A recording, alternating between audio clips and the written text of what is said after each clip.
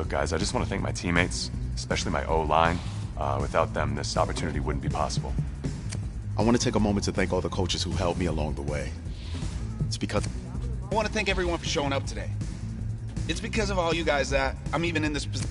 Look, guys, I just want to thank my teammates, especially my O-line. Without them, this opportunity wouldn't be possible. I want to thank everyone for showing up today. It's because of all you guys that I'm even in this position right now. I want to take a moment to thank all the coaches who helped me along the way. It's because of them that I have the opportunity to play it. Hey, don't forget to thank your mom. Never forget to thank your mom. Mind telling me where you're gonna be signing? Actually, it's why I'm hiding it here. Well, I know you'll make the right choice. And if you need any advice, I'm always here. Okay, cool. Thanks, man. Yeah, anytime. Actually, I've been meaning to run into you. Hello? Hello?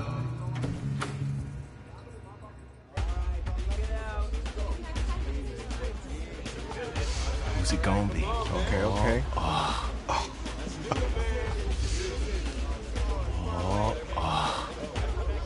Big decision, huh? No pressure.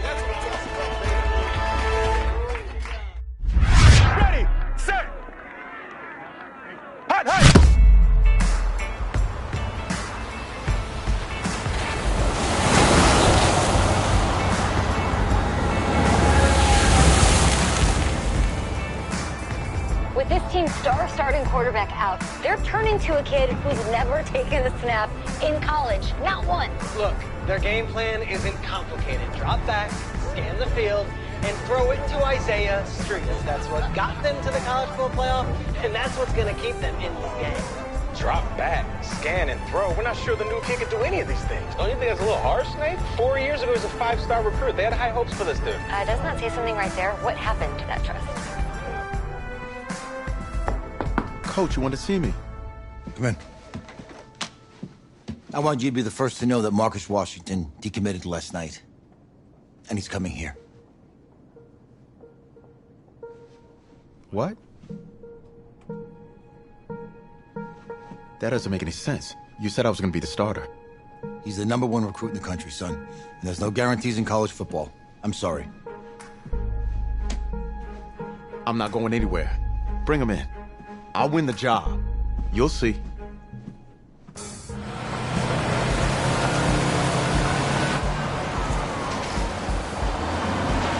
If you're the coach, how do you let 5-star talent waste away on the bench for this long? No. Better question is, if you're a young 5-star recruit, why do you stay with a coach that doesn't play you? Because he's got something to prove. To who? To that coaching staff, man. I mean, the same group of guys who spent the last 4 years telling him, you're not good enough, he's got to prove it to those guys. Yeah, take this.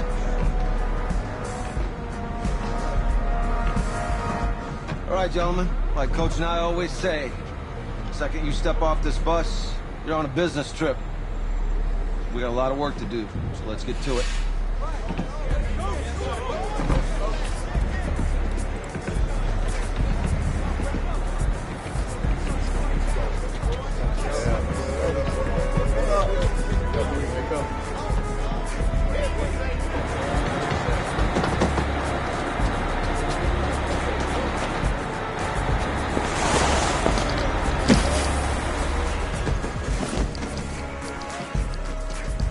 Oh, you ask me, you're the guy to get it done.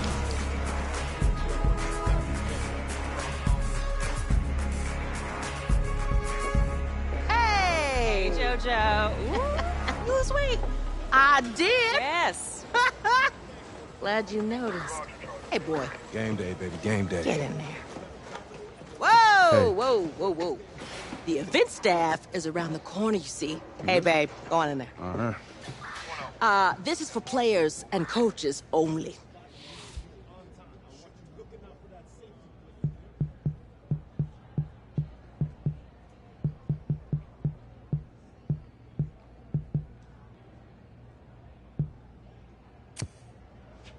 I'm here to play Florida State. What? The Seminoles, yeah. You? Okay. What's your name?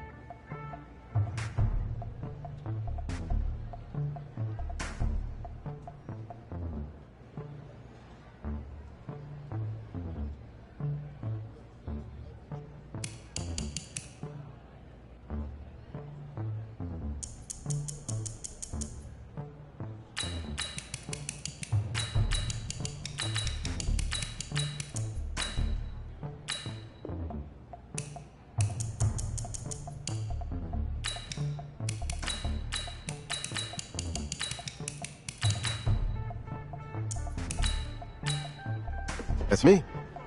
That's you? Yeah. Well, I know who you are, but, go ahead. I'm the quarterback. What? Yeah. Excuse me. You're the quarterback, right? Yeah. Don't look so surprised. It's my job to know the roster. I'm Taylor Bennett. I'm working the sidelines tonight. Okay, cool. Nice to meet you. Do you mind if I ask you a few questions? Okay. Okay, I'm just gonna record them. Okay. All right? So, we all know your situation tonight, but we really don't know much about you as a quarterback.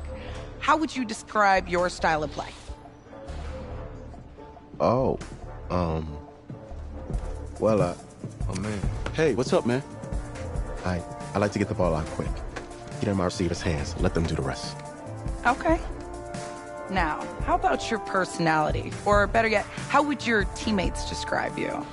How my teammates describe me. Yeah, were you intense? You were cutthroat, a great leader, a jokester? Give me something. You know what? I'm kind of a film junkie. I like to lead by example in that way, so people would joke that I was like a mini-me of the coach. Okay. Last question. It's an easy one, I promise. Shoot. Which quarterback have you modeled your game after? I've always loved Steve Young's ability to turn any play into a positive game, even with defenders hanging off of him. I feel I have the same level of adaptability. Very nice. If you are anything like Young, then you're going to give defensive coordinators a lot to worry about. Remember, only about 20 million people watching tonight, but at least now they'll have a rough sketch of who's under center. Cool. Well, thank you. Yeah, no Appreciate worries. it, yeah. Got you. Yo, Taylor. Hey, can I borrow him for a second? Oh, yeah. Cool. Wait, hold up. You're a Heisman voter, right? Hey, I'm coming for that award next year. Look out for me. Oh, I will. Okay. All right, listen. You ready, right? Yeah, man. Yeah? Because winning the national championship means everything to me. All right, I made a promise to my brother. And since I can't throw the ball to myself, we need to be on the same page, you feel me? I got you, man. Got you. All right.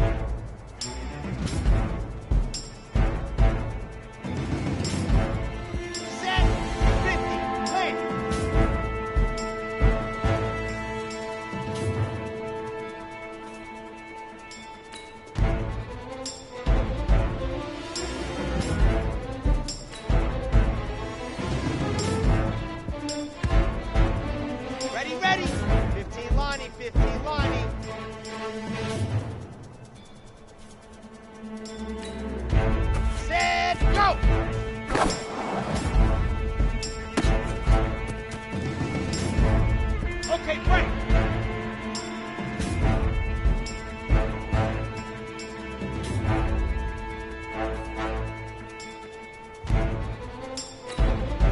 Let's go.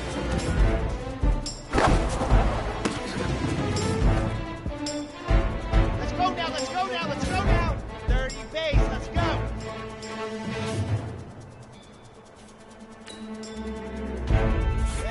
Ready. Set up. 70 in.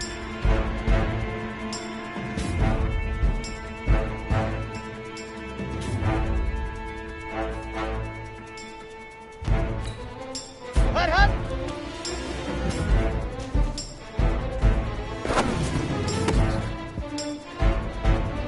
Let's go, let's go, let's go. 60 Pittsburgh.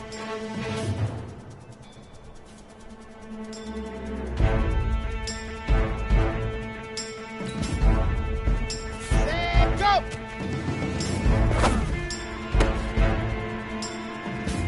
Here we go. Set. 60 orange. Ready.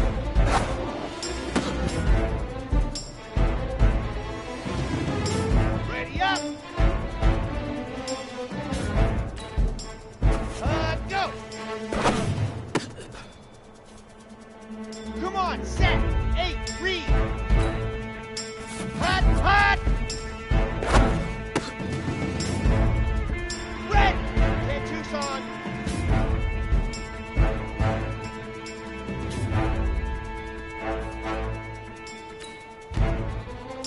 Ready, go. Now. 18 Gator. Ready, go. Easiest pitch and catch. And you do that tonight, and we move on.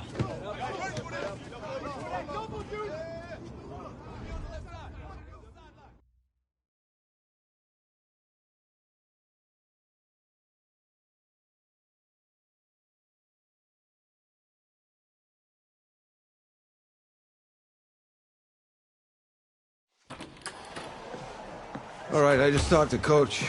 He insists on going with a simplified game plan for you tonight. What do you think? Well, his thinking is we keep it simple, you don't get overwhelmed, and then we rely on the defense to do their part. Hold on. Is this a joke? All right, look, Coach just wants to put him in the best position to succeed. No, this ain't high school ball, man. All right, this is the semifinals. If we go out there and simplify, they're gonna destroy us. Come on, this is crazy, right? Right? Agreed. Coach needs to wake up. I'm ready for this. Forget about him, man. Listen, I don't care how much you played, you're a leader on this team. Leaders, sometimes they have to do what's right, even if they don't like it. Got it, Coach. I got you. Yeah?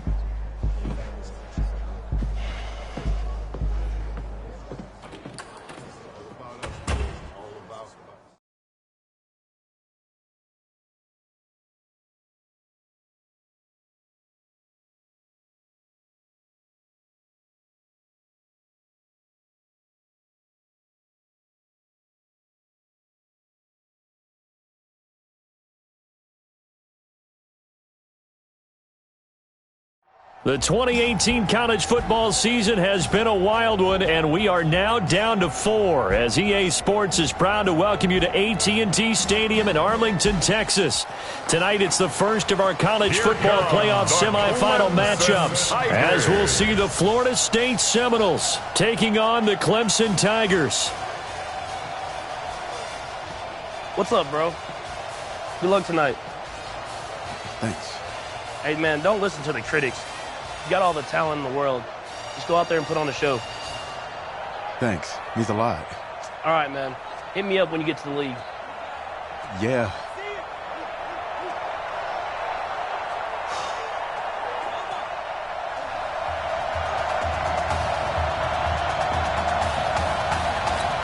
For the right to play for a national championship next Monday night in Santa Clara, we are underway from Arlington in the national playoff semifinal. Fielded about a yard deep. Room here to run. And he's going to take this all the way down inside the 40. Well, that return gives him a golden opportunity to go out in front. How will the defense respond after giving up that type of a return? Outstanding field position for this young quarterback as he begins things here, 1st and 10.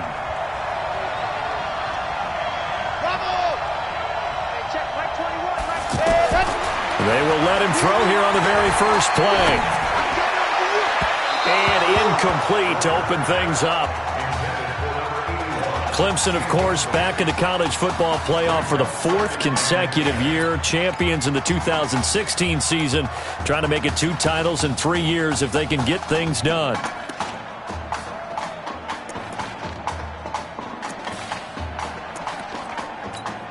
They'll try again from the 36 on 2nd and 10.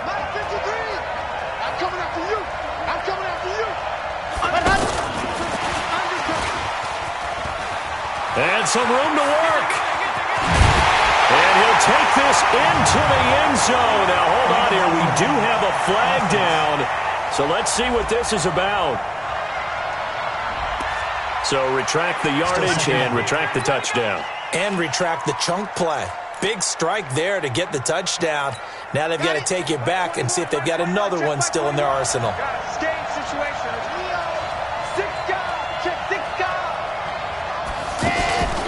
Here's a play fake as they set up to throw. Escaping the pressure right. And he gets this down inside the 35 before going out of bounds. Partner was a definite passing down, but he was able to leak out and pick up some good yardage, even though the coverage was excellent. Maybe it's not exactly how they drew it up, but he still got a big chunk of yardage on 2nd down.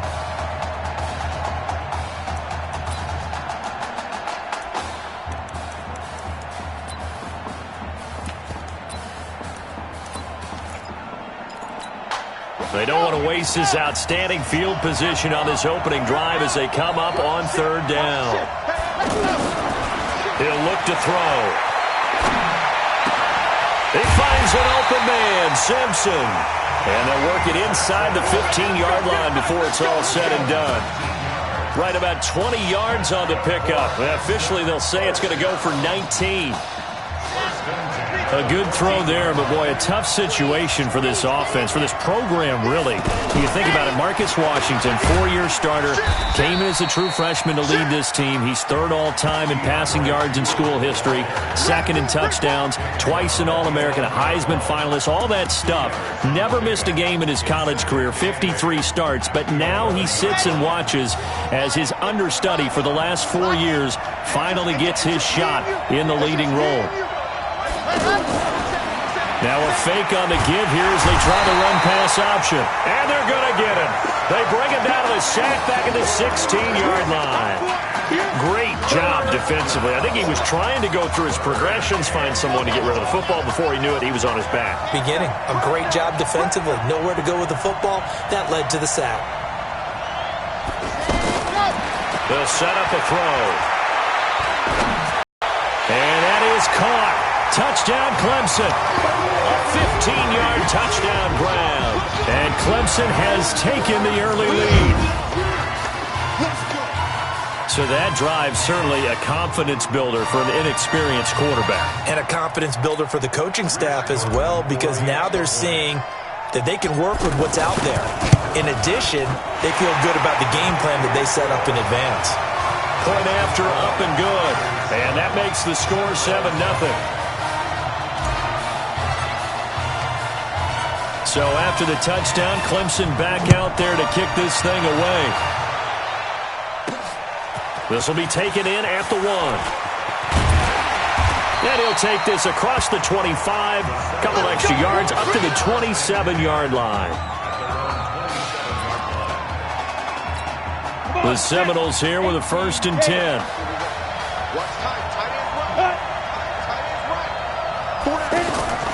Operating from the gun. George looking left side, and he's got a man. It's Brady. And he will finally go out of bounds, but not before he takes it down to the 25. It's a big play there. 48 yards. I know we love our jobs, and pretty much any play we see, we're pretty, excited about. But big plays, let's face it, that's what we absolutely live for. How about that one? That was great, and what our camera missed was the fist pumps from the sideline after that catch. They're fired out. That's a big game. What a difference a play makes. A huge step forward, and now a small step back as he loses a yard or two.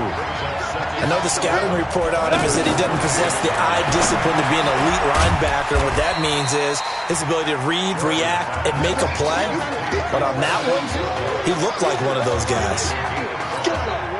Everyone's got to be able to catch the football. Doesn't matter what position you play, but if you're on offense, be aware a ball may come your way. Now George firing quickly here, and that's complete. And I don't think he got there, no. He's short by maybe a foot, maybe. Call it 4th and inches. He wasn't the primary target, but I think it was almost like a check down situation, wasn't it? Yeah, like hoping he could break some tackles, a big tight end, but he couldn't do it. Yeah, get it to that big frame and hope he could scatter some bodies, unable to get it done. So, yes, it's only 3, but at least they're able to answer back after giving up the touchdown to start the game. Yeah, I like the observation there because getting some points on the board, very positive for them. Feel a little bit better about things because if you don't score, you potentially have opened the door for them to score again, and then you're down 14.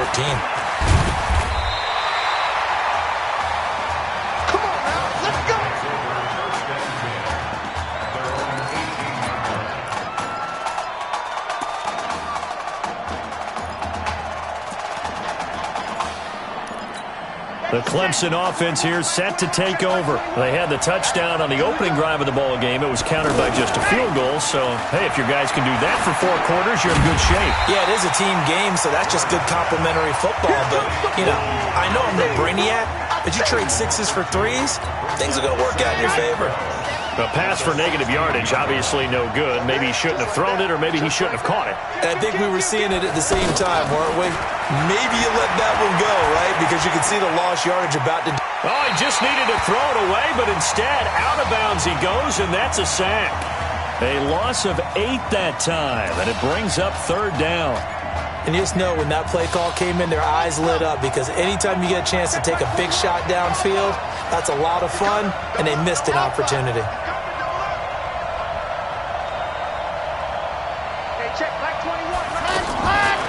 Now on 3rd and long, they'll look to throw. Flush to his right. He's going to run, but he's got a long way to go. Pretty solid gain of 7 yards that time as he scrambled, but now they face a 4th down. Okay, he's not going to get the first down, but this is still a nice job of buying some time and then running to get to the sideline and get out of bounds and avoid the big hit. Fielded just inside the 30. That'll be put in the books as a 53-yard punt. And possession will switch hands, 1st and 10. Good starting field position for them as they come up 1st and 10. Off play action. George. He's going to loft one deep left side here. And that is incomplete. Showed off the arm strength there, but to no avail. 2nd down. Those passes out that far wide always make you hold your breath a little bit. Felt like it was in the air for a while. What it does is allows a defender to gain some ground, come from a long distance, and have a chance to affect the pass. Now left side, a completion to his tight end. Only 3 yards on the catch. It's 3rd down. For Florida State, they're seeking their 4th national championship. They were winners back in 1993, also in 99, and then most recently back in 2013. The last catch did get 3, but they're still left needing 7 yards on 3rd down. Off the play fake. George. Catch here, left side, Thomas. And he'll be taken down, but not before he works it past the 50. 13 yards on his first catch. It's a 1st down as well. After 7-3 the score on EA Sports. Back with Charles Davis, I'm Brandon Gaudin, and our drive continues here to start quarter number 2. Now a play fake here on first down, as they've got it with a 1st and 10. He couldn't get the hook up there that time with Thomas. And that's a great example of ball skills right there, partner. You and I do a lot of games, and I can't tell you how many guys look to run with the football before they've intercepted it. So that's a nice job of focusing on the task at hand and coming away with the interception. The Clemson offense heading out for their next possession. Well, what do you think? You get the ball off the turnover near the middle of the field. You take a shot here in the first play? You know I'm big on that. I love when I have great field position. After a turnover, I feel like I might have a little bit off balance.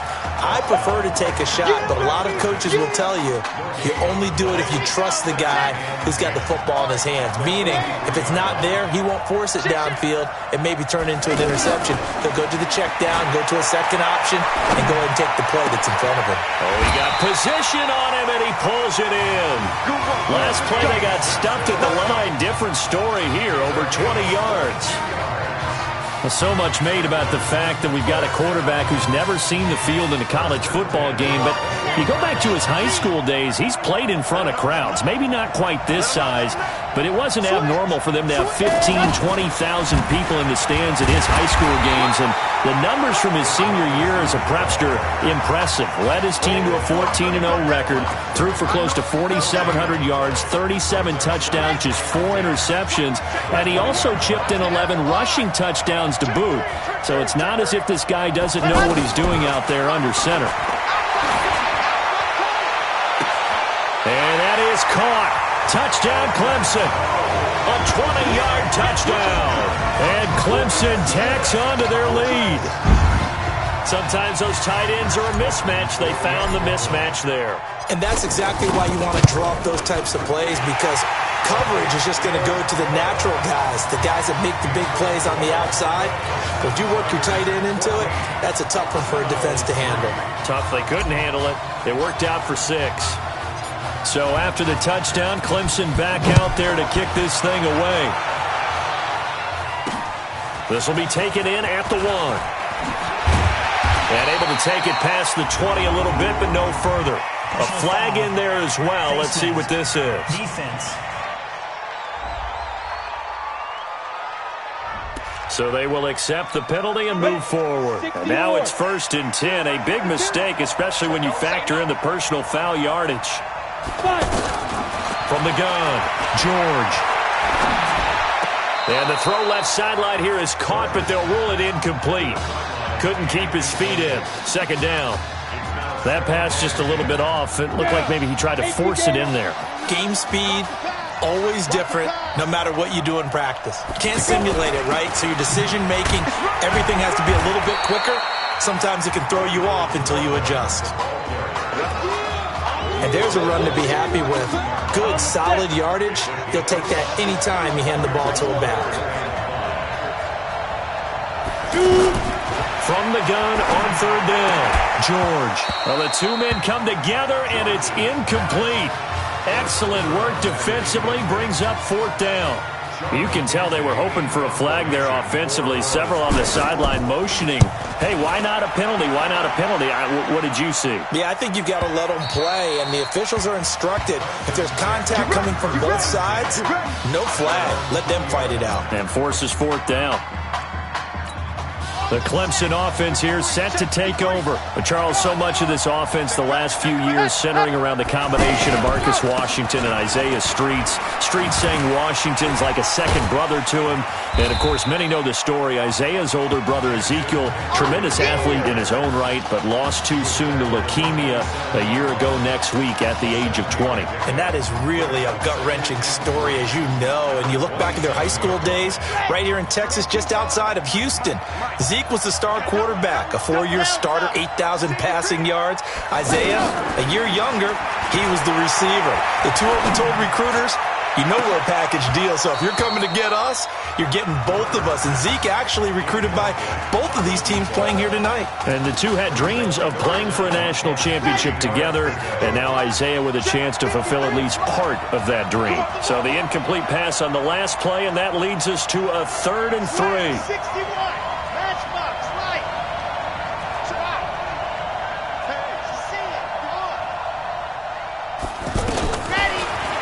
to throw here. He will find the open man at Streets. And he's able to get it to the 33. Good enough for a first down. Quick slant there gets him the first down. 6 yards on the play.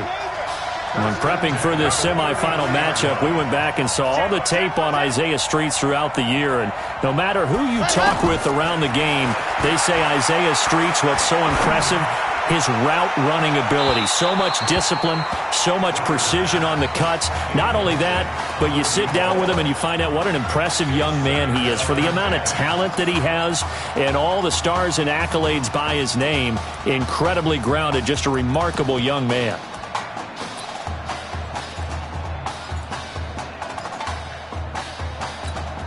Second and 10 from the 33-yard line. Second and 10. Oh, it's a screen pass. That's complete. And, he's going to be brought down by the face mask. Here come the flags. This is going to get him a first down. So that one will be accepted. Automatic first so down. The face mask, quite a blessing there as they'll start out of harm's way with a 1st and 10. On play action, they'll throw.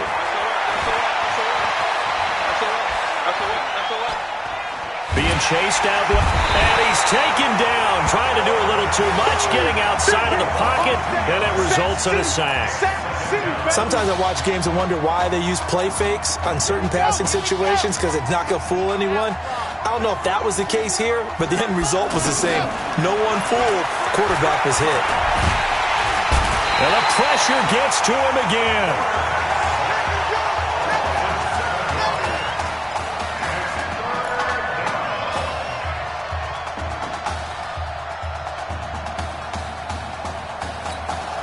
And now they're looking for 19 yards here on 3rd down following 2 negative plays.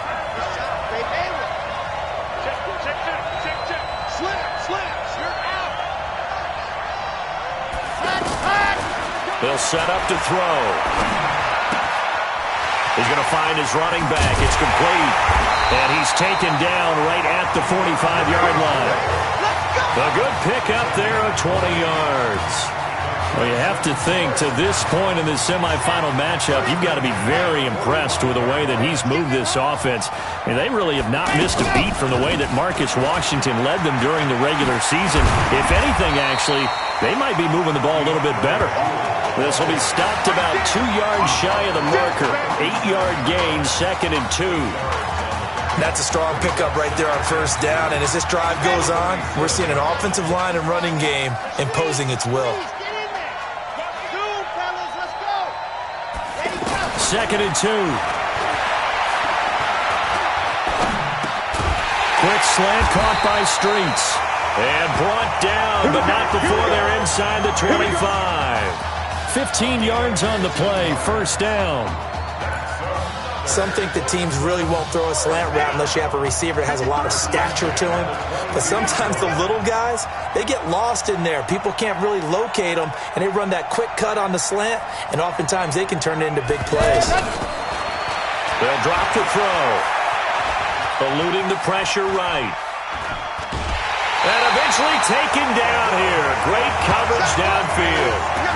They've been moving the ball well offensively, really getting into a groove. Last play, pass completion. Now, finally, the defense gets there. And you have to find a way to disrupt their rhythm. Do you do it with coverage, or do you do it with pressure? They elected to go with pressure, and it was the right call. They'll come up after the sack on a 2nd and 12. Here we go on 2nd and 12. And he's going to go down again. Now the offense going to use the first of their timeouts as the clock will stop with 21 seconds to go here in the first half. Need something from deep in the bag of tricks here after 1st and 2nd down went backwards. It's 3rd and very long. Back to throw here. Out to the flat. That's complete to his running back. An incredible play there. They do get big yardage, but they're still stopped a yard or two short, and it's 4th down.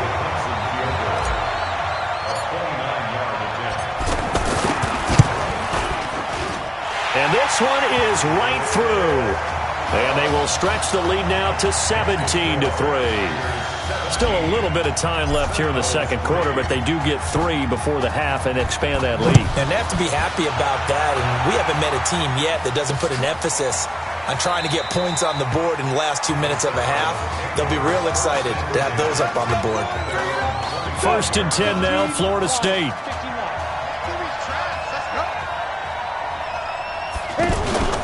They'll indeed try to run it out as they start on the ground.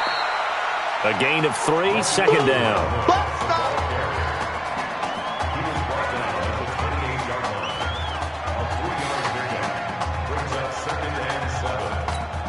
Here's 2nd and 7 now from the 28.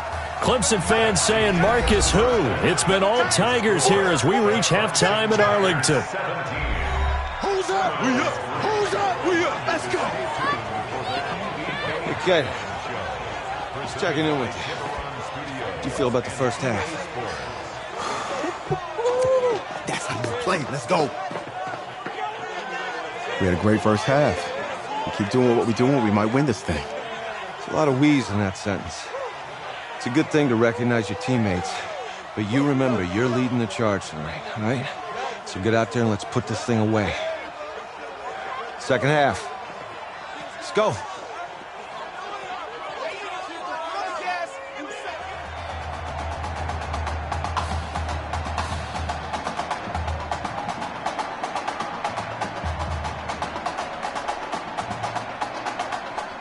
Hey. Coach. Really good job out there in the first half. I should have trusted you more. That's on me.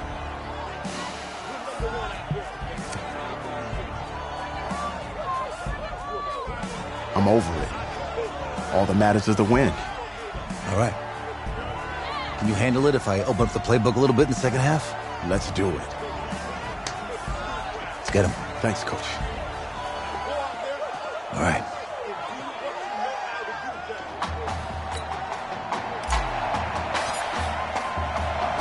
The winner goes on, the loser goes home as we start the second half in this semifinal matchup from Arlington. Fielded about a yard deep. He's going to be stopped here with a penalty marker on the field. Personal foul. I'm not sure what this is about. Defense. And the dreaded face mask penalty, that's going to cost him 15 yards. And it's such a dangerous play. Body going one way, and then your head gets yanked back the other. 15 yards is the right call. Nowhere to escape, and he goes down. Oh, free safety blitz. That can be a gamble, but it proves fruitful there. Yeah, you're exactly right about the gamble because oftentimes the free safety is the last line of defense against a long pass. And when he comes at the quarterback, he'd better get home and make the play. Otherwise, a big play could result for the offense. So 5 yards there is one of the big guys up front moved. And in a 4-3 front, you've got the 2 defensive tackles right near the football. I know there's a lot of movement around there, but they're always taught to have one eye on the football. Apparently, that didn't happen. From the shotgun now, here's an inside give. Give him 2 on that run, and they're still left looking at a 3rd and about 9 to go. Well, they still have time to get him established, but in my estimation, they've got to pick up the urgency here. They've got to get quickly in and out of the huddle and run off a bunch more plays. George looking to pass. Nowhere to escape, and he goes down. Well, how about that? A dime set on defense, 6 defensive backs. None of them blitz. They're just back there in coverage. Defensive lineman gets the sack. That's where the O-line, they go to the sideline, they keep their helmets on so the cameras can't find them, right? Yeah, the cameras can't find them, but I know one thing. The O-line coach will. Very good return that time. 18 yards. And the offense will take over with a new set of downs.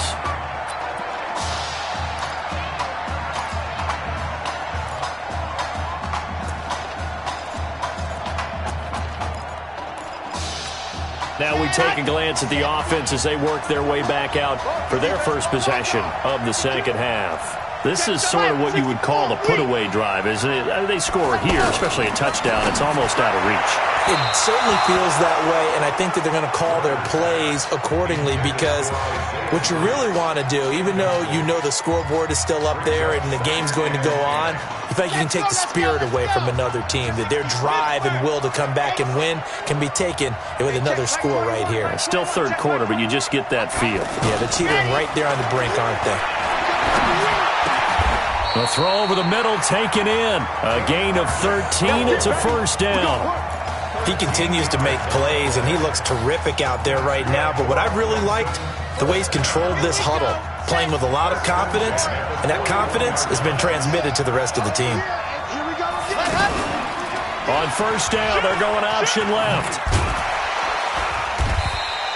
9 yards on the first down. Keeper, and it's 2nd and 1.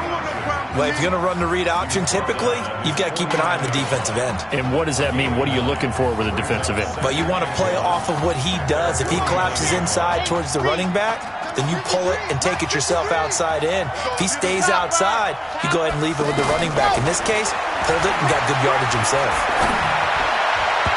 They try to throw on 2nd down, but this one is incomplete. Isaiah Street's the intended target, and it's 3rd and short. Had an open man that time, but ended up putting a little too much heat on it, don't you think, partner? Absolutely. Just needed a touch more air under it. Instead, he fired an absolute bullet. Goes back to Streets. This time he's got it. It'll be a gain of 16 for number 16. Again, the underlying story here, no snaps in 4 years. And it seems kind of hard to believe. You almost wonder if there's some type of lingering animosity between quarterback and coach, because there certainly have been a few of those 56-7 type games over the last few years. But much like the Patriots in the NFL, where you see Tom Brady take almost every snap, even at his age, that was the case with Marcus Washington. In the first half, he was held in check on the ground, but despite that lack of production, they still have the lead. Yeah, and they've got to feel fortunate about that. If they could actually get production from their lead horse, that would help open up this offense and widen this margin, too. On 2nd down now, it's Henry, and he is met quickly in the backfield. Down he goes, folded like a lawn chair. So statistically, both of these offenses having a rough time getting a running game going. But, boy, what a nice play there defensively. Tackling him behind the line, but you're right. You look at the numbers. Neither side looks on track in the ground game. Throw left side complete. It's Simpson. And they are able to stop him, but he does take it all the way to the 2. They're able to convert on 3rd down, and that sets up a 1st and goal. Well, I tell you what, that doesn't look like the throw of a guy who's never played college football. And, you think about it, part of the reason you have to remember, he's run the scout team in practice for 4 years, and that scout team has had to go up against their own first stringer. And he will fight his way into the end zone for a touchdown. Isaiah Streets, his 2nd touchdown of the night, and Clemson tacks on to their lead. But when we were setting up and going over our run-throughs early this afternoon, and I'm talking 6 hours before kickoff, we saw Isaiah Streets out there alone with just his young quarterback and center going through all sorts of different routes, making sure that they had everything ironed out, and it pays off there on the touchdown throw. This is fielded at the goal line. And he'll take it up past the 25 to the 26-yard line.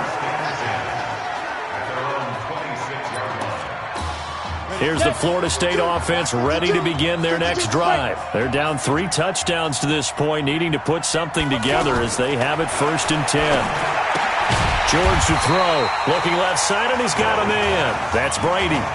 Give him a couple on the catch. It's 2nd and 8. Well, it's time for them to be good teammates right here. And what I mean by that is possess the ball for a little while. Get at least 2 first downs.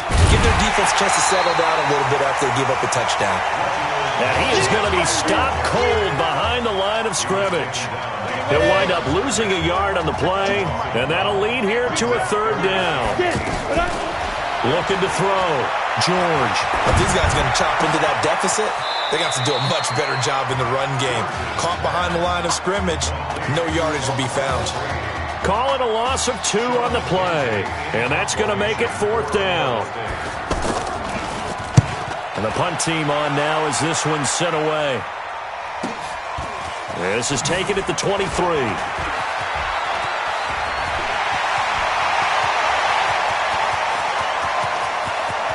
There he goes, right side. And he will take this in for a Clemson touchdown.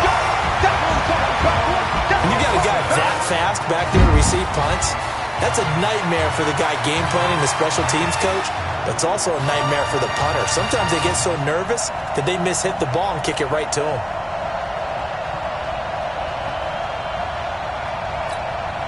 The call is to go for one and kick the extra point. And that'll increase their lead to 28. And that is going to do it for this third quarter of action. Back now here on EA Sports, where the fourth quarter will begin with a kickoff following the score on the final play of the third quarter.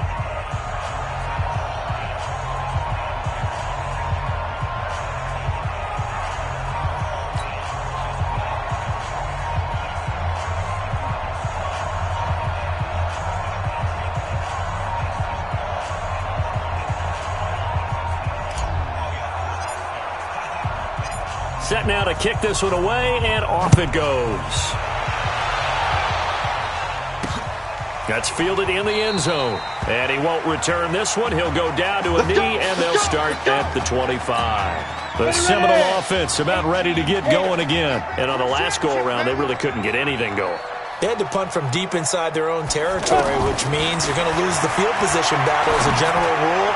What they're looking for now is a little more consistency, move the ball at least a few times on offense, get a couple of first downs, and hopefully flip the field. Yeah, just something to build off of. That's what they're looking for here. Another wayward pass. You know, things started out poorly in this game, and to be frank, they just really haven't gotten much better. And all that does is embolden the secondary. They feel good about what's going on, and they just play better and better. That one good for a first down pickup of 18 yards. I think they like this drive a little bit better there, partner. Running game helping out, picking up some of the slack. Because remember, the last drive, they went 3 and out.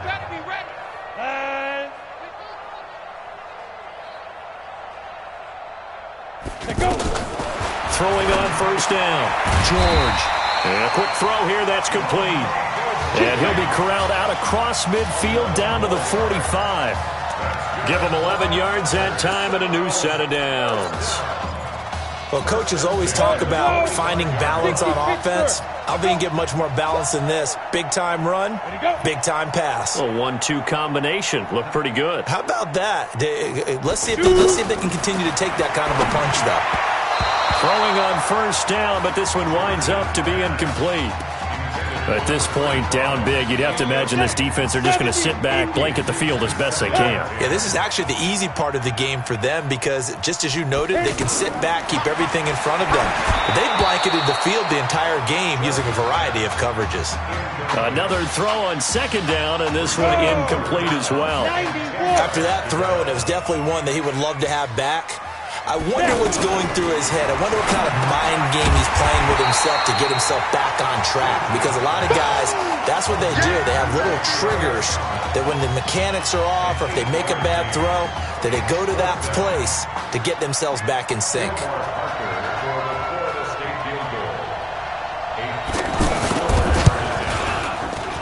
And this one will not get there. It's off to the left anyway. It's no good, and this score will stay right where it is.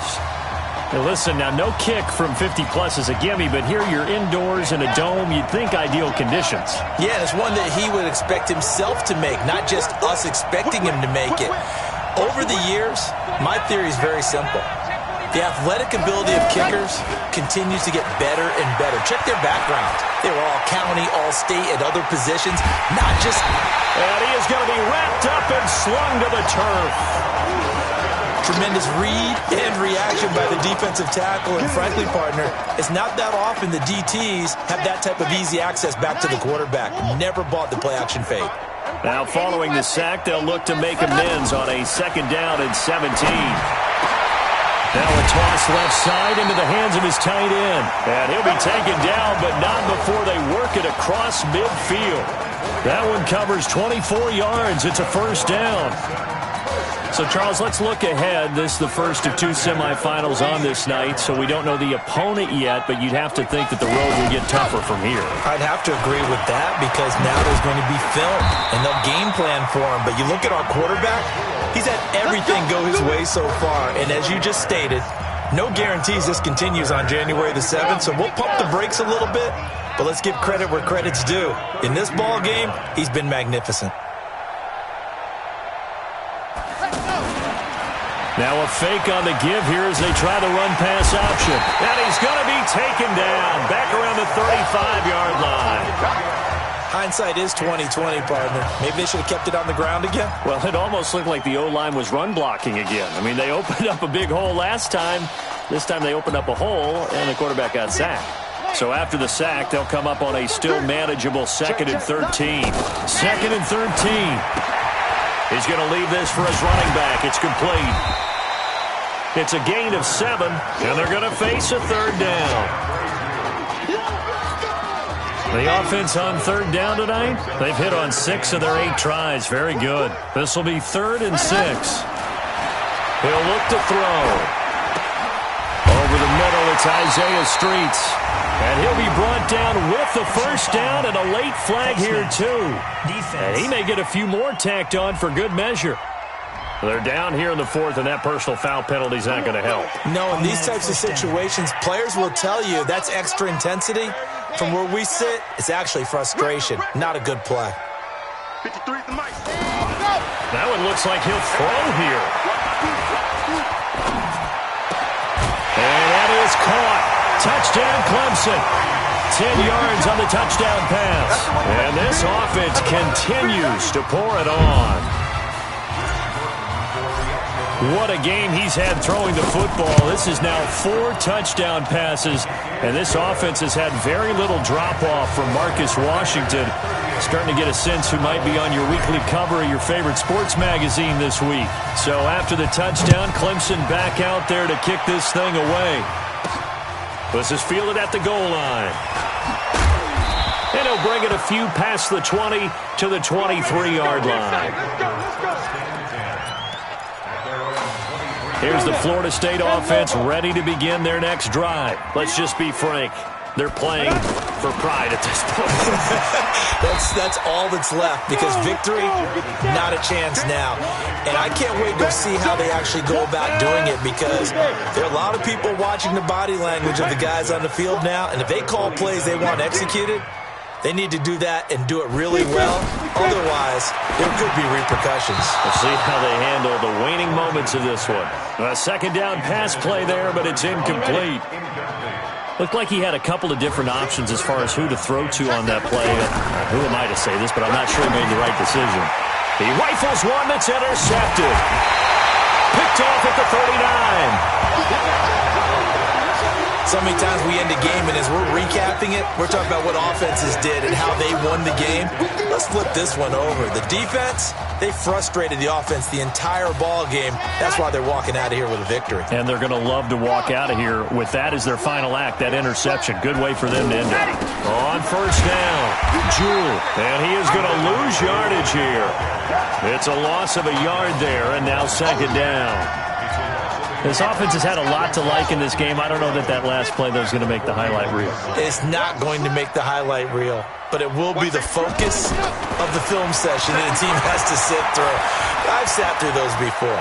Never any fun. You're always excited. And time finally runs out. He can't get rid of the football, and he's taken down. Brandon, that's just football 101. If you're out of the pocket, you've got to get rid of the football in this situation. You cannot take a sack in a 2-minute drill. Rush in! Rush in! Rush in! They're going to look to throw. And this will be incomplete. 1 second left to go.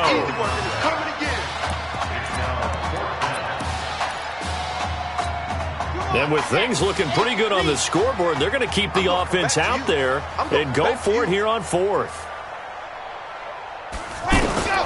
He'll drop to throw. Forced out to his left. And he's going to lose a yard or two. Taken down behind the line. So on the strength of 4 touchdown passes in the first college start for their senior quarterback, the Clemson Tigers are moving on to play for a national championship on January 7th.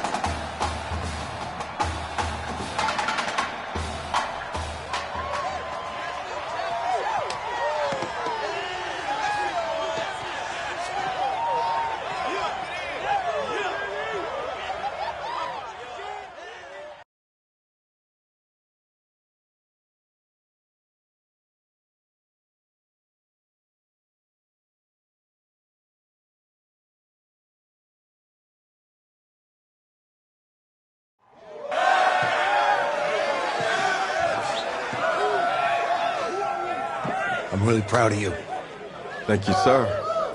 That was a gutsy performance out there tonight. You took us to a national championship when nobody, and I mean nobody, expected you to. And for what it's worth, I'm really glad you stayed 4 years ago. Thanks, Coach. Thank you.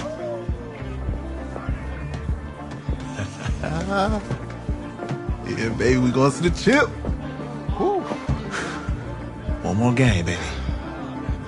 We got this, man. Oh, yeah. Football is my life, man. But you got to stay grounded in what's important. So I got a little surprise for you. Isaiah! Em, looking good, Emily. Oh, and I'm loving this hat. Thank you. Oh. Absolutely. Is that magenta? Fuchsia? What color is that? Okay. Hey, I bet he'd probably be good at off the board, huh? Yeah. Look, Emily has the best games. Okay. If you had a unicorn, would you want its mane to be purple or pink? Well? Well, these are both tough, but good options. I think I'm gonna have to go with purple. Purple. No, look. You see, look, you don't pick from the options given. All right, the game is in the name. Off the board. Now it's clicking. Okay, look, if I had a unicorn, I'd have a mane that matches its horn. Silver. I'd go with onyx. Onyx? Okay. I told you, she's a pro. Hey, how are you? Todd Atwood. I'm Emily's dad. Hi. Can I talk to you for a second? She's too shy to ask, but Emily wanted to know if you could do something for her in the national championship game. Yeah, of course. Anything. She wanted you to throw 3 touchdowns. 3? I thought I said 4. 4 touchdowns. Is that okay? Well, 4 touchdowns is a lot. Yeah, but how can you turn down this face? Look at that. But I'll see what I can do. Yes! Don't worry. He'll do it. Thank you. Thank you very much. It's great to see you again. Nice to meet you. It was nice to meet you, Emily. You too. All right.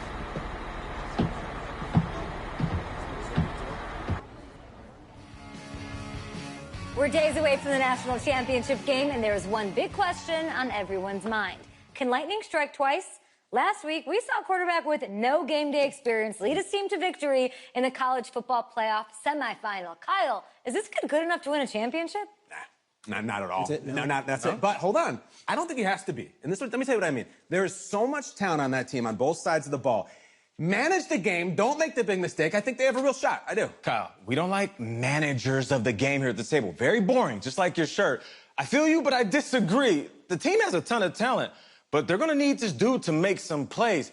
They're not going to win if they hand the ball off 50 times. You two be nice. You, Peter Schrager, do you think he'll rise to the challenge? I do, as long as the pressure doesn't get to him. Yeah, for real. And he's about to feel that pressure. Listen, there's a lot of weight on this dude's shoulders right now. He wins this game, he punches his ticket to the NFL. He loses, and we'll see, I guess. And then if you're a coach, how do you handle this? What do you say to a kid that has so much to lose on that field?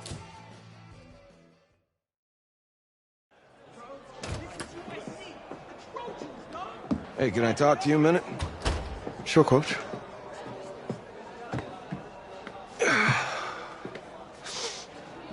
You know, I know it's hard to shut out all the noise. It's a lot of pressure. The only thing that we can control is what's right in front of us. And what's right in front of us is a game of football. Same rules as always. So you gotta take a step back. All right? You gotta breathe it in. You find a way to appreciate this moment, this time with your teammates, take in the crowd. Man, you do that, and everything gets real quiet.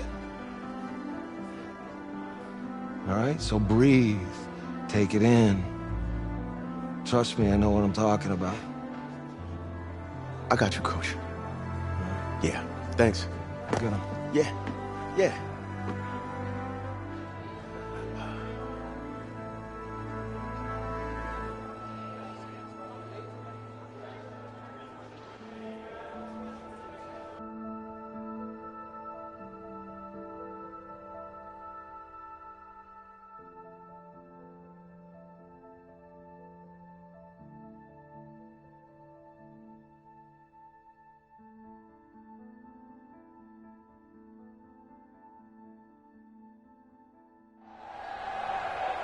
We crown a champion tonight here at Levi's Stadium in Santa Clara for the College Football Playoff National Championship game, as it's the USC Trojans taking on the Clemson Tigers.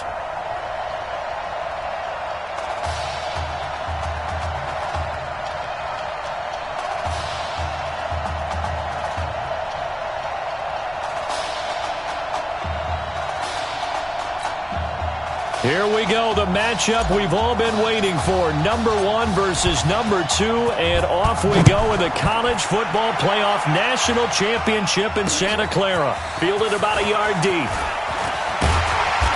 And he'll take it a yard or so past the 20, caught at the 21-yard line.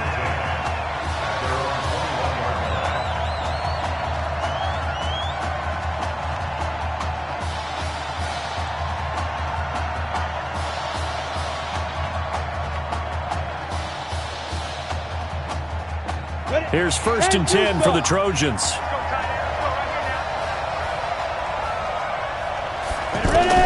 Operating from the gun, Morse, and his first pass is incomplete. For USC, such a storied program. 11 times they've been crowned national champions, beginning with the earliest way back in 1928, all the way until their most recent title in 2004. And he stopped immediately there. No gain on that one as it brings up a 3rd and 10. That didn't appear to be a run blitz. He just darted in once he saw the run develop. That appeared to be a case of see ball, get ball. Morris gets set to pass. It's a short one here, complete to his tight end. And he's able to get up here to the 26. Just a 5-yard pickup, and it leads to 4th down. There's an example of good situational football being played by a defense. They understood where the 3rd down play was, the down and distance, and made sure that they didn't get anywhere near that, bringing up 4th down. Yeah, they were sniffing out that marker, didn't want to let him get close to there, and now a likely 3 and out to start. Yeah, I love the way they rallied to the football and got to him and made sure they didn't give him much run after catch.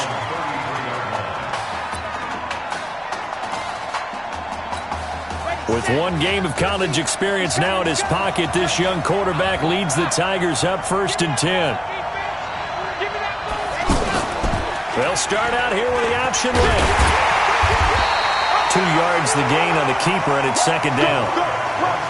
Well, Charles, the success that this quarterback had in this semifinal, how does it translate here? Well, it certainly helps his mindset because he has to have a lot of confidence going into this one since he did it so well in the semifinals. I do think we'll see a similar kind of offense. They'll find places for him to take his shots, and especially, you have to when you've got a weapon like Streets on the outside. And this one complete downfield on the left side. And he'll be tackled right on the chalk of the 45. It's a 1st down on a gain of 10.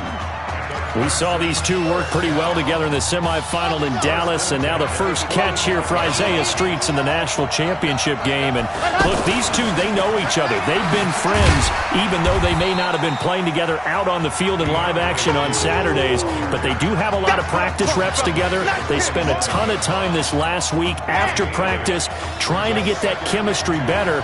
And what Isaiah Streets told him, hey, just get it in my catch radius. I'll do the rest. On 2nd down, Jewell. And he'll get it down here to the 43. They'll get 3 as the drive continues. It's a 1st down. Second and 2 is prime time for a little bit of a gamble, isn't it? Open up the playbook, go play action, toss that bad boy deep.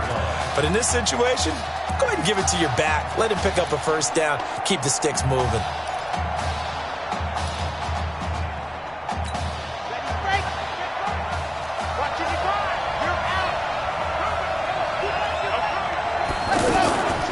Here's a play fake as they set up to throw.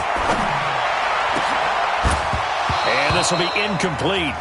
Physical play on the football there, and it's second down. That's very well timed there defensively because it's not a bad throw, but the collision came at the exact time he was reaching to bring in the football. Really, really well done. Decent offense, just better defense. I think you're right. Now he'll look to throw here on 2nd and 10. And that's going to be incomplete. Good effort there trying to take a shot, but it's third down. I know coaches tell us all the time that having a powerful arm isn't the #1 thing they look for in a quarterback. But when you're trying to throw inside routes and you need to put some heat on it, it helps have the big gun. In this case, just a little bit too much.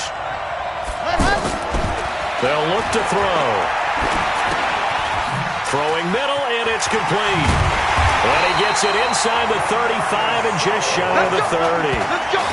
First catch for him. It's good for a dozen and a first down. Nice job keeping that opening drive alive, and they're in plus territory, that part of the field where you really want to convert on third down. They did.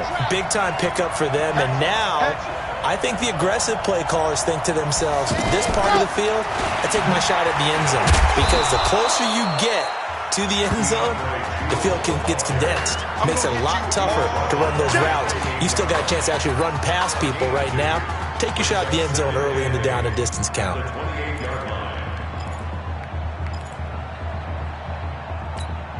The last run good for 2. Here's 2nd and 8.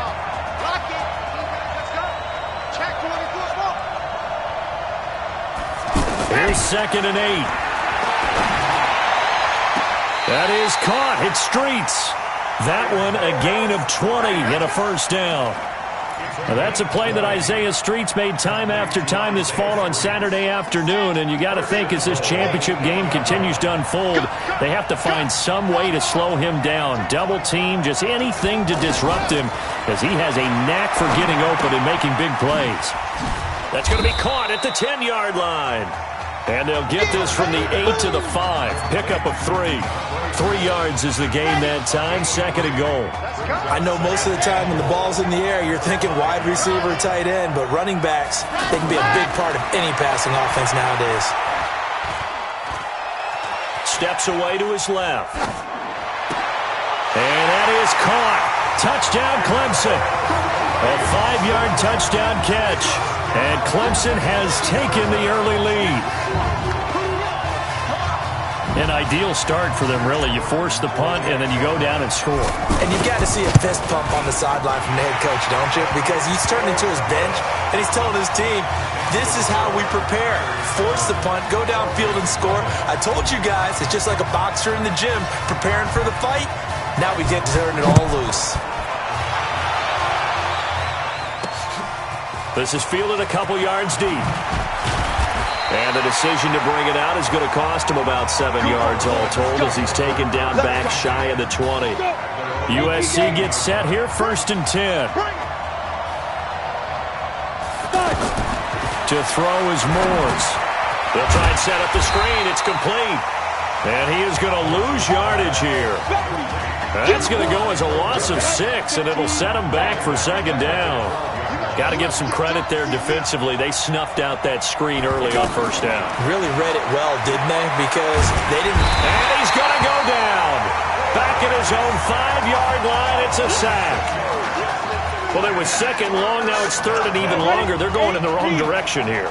Because they're moving exactly the way they want to, but you're exactly right. Definitely going in the wrong direction for the offensive guys. And he's going to be brought down. Back at his own 6-yard line.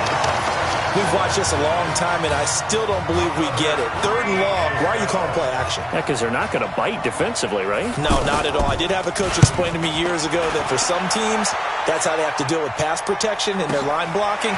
But to me, it seems silly. Yeah, well, they're silly, and it leads to a play-action sack. And when it's said and done, it's a 58-yard punt. And out will come the offense as they take over. And this should be the final play before the quarter ends.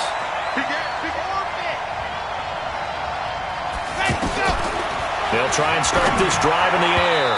And that will be incomplete. They couldn't hook up on what's going to be the final play of this first quarter. After 7-0 on EA Sports. With Charles Davis, I'm Brandon Gaudin. It's the hometown guys with a football here to begin this second quarter of play as they've got it with a 2nd and 10.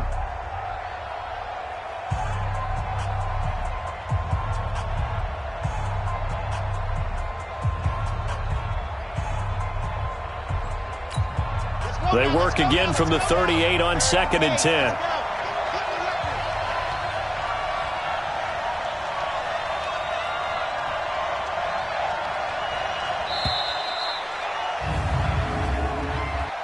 Delay of game, offense.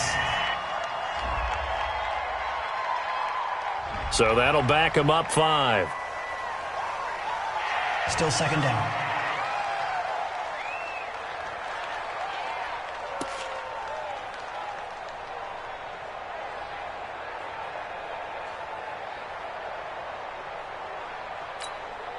And now after the delay of game, they're operating behind the sticks, 2nd and 15. Now a shotgun snap as they'll look to throw. Flushed out right. Out to the right, this one pulled in by Streets. 16 yards, a first down. Well, all the prognosticators have a first-round grade on Isaiah Streets should he decide to jump to the NFL after this season. But all indications are that he wants to come back and play college ball one more year with his eyes firmly set on winning the Heisman Trophy. And you better believe that has the folks back on campus extremely excited. Let's talk a little football 101 here, because one of the keys to advancing the ball downfield, success on first down. Huge difference, as we know, between 2nd and 4 and 2nd and 8 and 9. Nowhere to go here. He lost the football. And this is picked up by the defense. Holding. Defense. Of course, they had the option, and they choose to not take the penalty. They like the results of the play that they just ran, and they elect to let them stand. So the defense there, opportunistic. It's nice to give them credit, isn't it? Because so many times it's more a matter of what the offensive guy didn't do. Didn't secure the ball, didn't cover up. In this case, let's just give credit to where it belongs. Knocked it free, made a big play. The last run got a couple. Here's 2nd and 8.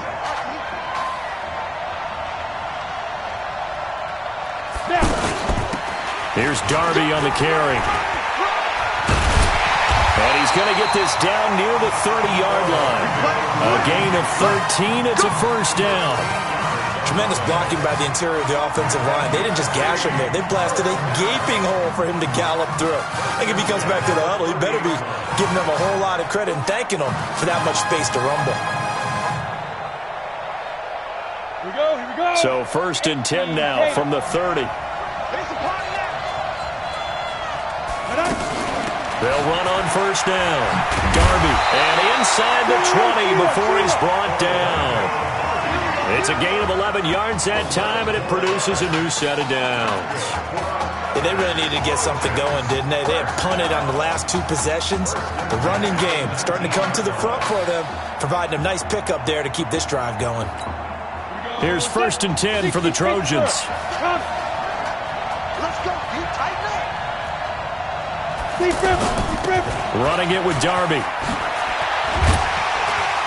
And they corral him just a couple yards shy of the end zone. Now they'll have it 1st and goal following that gain of 17. I'd have to say that was a pretty darn good run right there. They had 8 in the box, still able to burn them. They got to consider themselves lucky they only gave up a first down and not a touchdown. And forget about finding a lane. He barely had time to look up before he was planted in the backfield. It's a tough one right there. He ran right into the teeth of the blitz as the linebacker was freed up in order to stop that one for a loss. I think quarterbacks got to see that. Got to find a way to audible into something a little more advantageous. Now Moores. That's caught. Touchdown, USC. From 4 yards out. And his guys are an extra point away from tying this thing up. And he's a little bit on the shorter side as a receiver. Maybe sometimes for the defense, tough to find the little guys, right? Yeah, sometimes they get lost in the traffic, but usually what it means is that rather than just winning with height or even speed, they use their quickness to find a way to get open. Well, tall, short, wide, skinny, whatever. There it results in a touchdown. This is taken at the 3. And he'll get it up to about the 26-yard line just across the 25. The Clemson offense heading out for their next possession. Charles, we talked in the semifinal about Isaiah Street's brother Ezekiel, lost due to leukemia exactly 1 year ago today. But since then, Isaiah's been active in trying to help those who are going through the same struggles his brother went through. He formed a real bond, in fact, over the summer with one of them, 11-year-old cancer patient Emily Atwood of Centerville, Texas. And we're told that Emily and her father Todd made the 2-hour drive up to Arlington a week ago to watch their semifinal victory and got to spend some time afterwards with the All-American receiver and his new quarterback. And folks out there should see how... And he will take this in for a Clemson touchdown.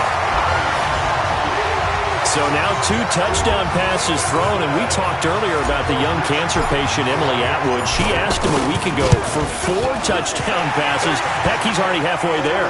Yeah, Isaiah Streets relayed that story to us. It's a pretty tall task for a second career start.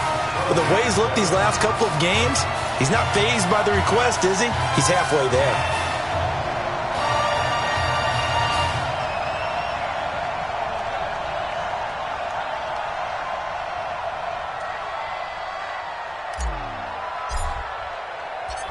So after the touchdown, Clemson back out there to kick this thing away.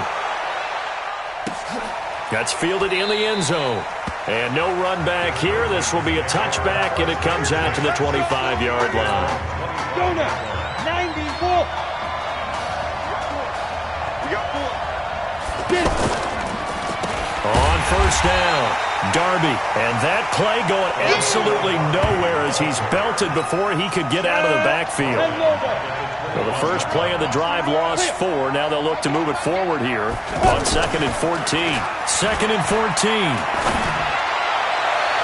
And he knocks the ball away, and it falls incomplete.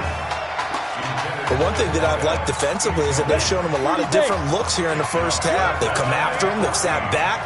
I think that's what you need to do to keep an offense guessing. And they certainly have kept them on their toes. That's why they haven't had much success on the scoreboard. And this time he's going backwards. So after the no gain on the last attempt, here they get him behind the line.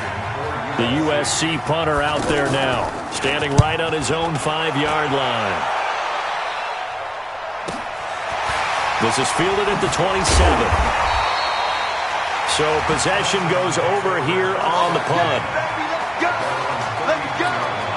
The Clemson offense here set to take over. And for them, a touchdown their last go-around. Obviously, they'll be hoping to do that again. And when you start plotting for this drive, when you start thinking to yourself, okay, what are we going to do? You don't go into a double team, and it's intercepted. Picked off near the 29. Oh, timing is everything on a route like this. He tried to drive that football into a tight spot.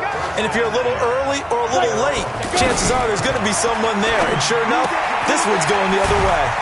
Here's a throw, complete right side to start things out. Hey, let's go. Now you've got to hustle your guys to the line and get them set. Here's a 2nd and 7. Now, they weren't able to make anything really big out of that. But it's not a bad idea to find your tight end and give him an easy completion and keep moving things forward. Almost his bread and butter is a good running back dive play. So he can't hang on, and as I watch that unfold, I remembered an expression that I've heard, maybe from you, I don't know, but you're going to get hit anyways, might as well hold on to the ball. Well, you know a coach said that, right? Yeah. Not an actual player. Not a chance at all. Way easier said than done. On is the punt team now as this one's sent away.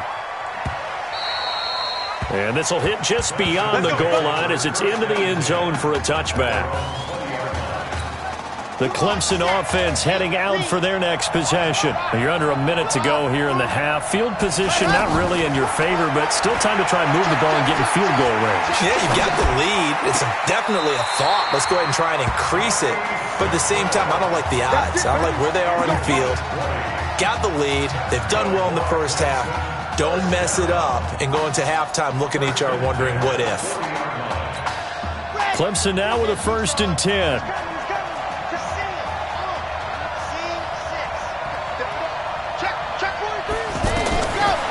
Now back to throw. And that's going to be incomplete. Too tough to hold on to that one. It's 2nd down. You get a tight end like this, and you know he's used to dishing out punishment, but here, he's going to have to absorb the contact, and as a result, unable to hold on to the football. So 2nd down and 10. Once again, they'll go from the 40.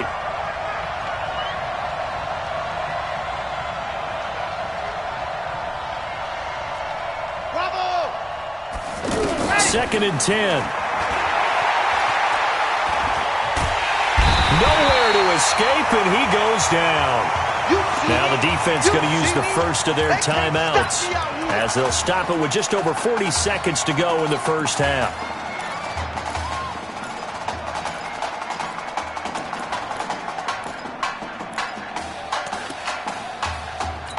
Okay, break.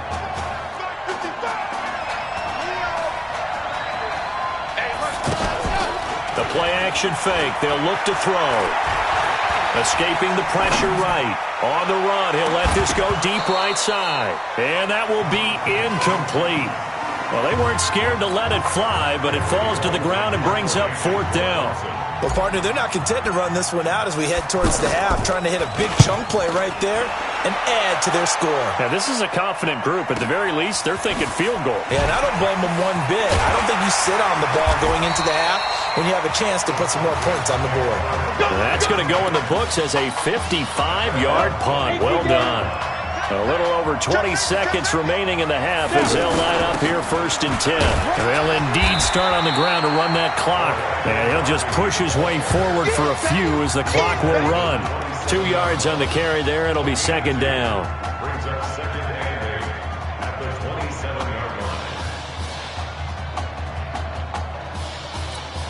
Trying to get one more in here before the quarter breaks. What a story this would be. Clemson 1 half away from a national title.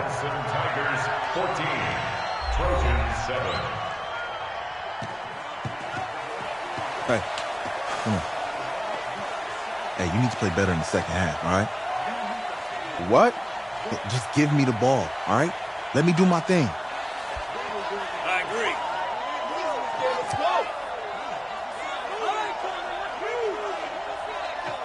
Got it. Hey, you know how much this means to me, right? Of course I do. Then make it happen.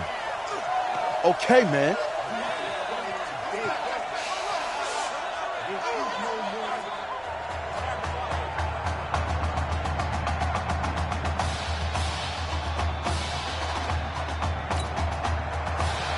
Just 1 half remains in the college football season as we begin the second half of this national championship game. This will be taken in at the 1. And he'll take this one near the 25, call it the 26-yard line.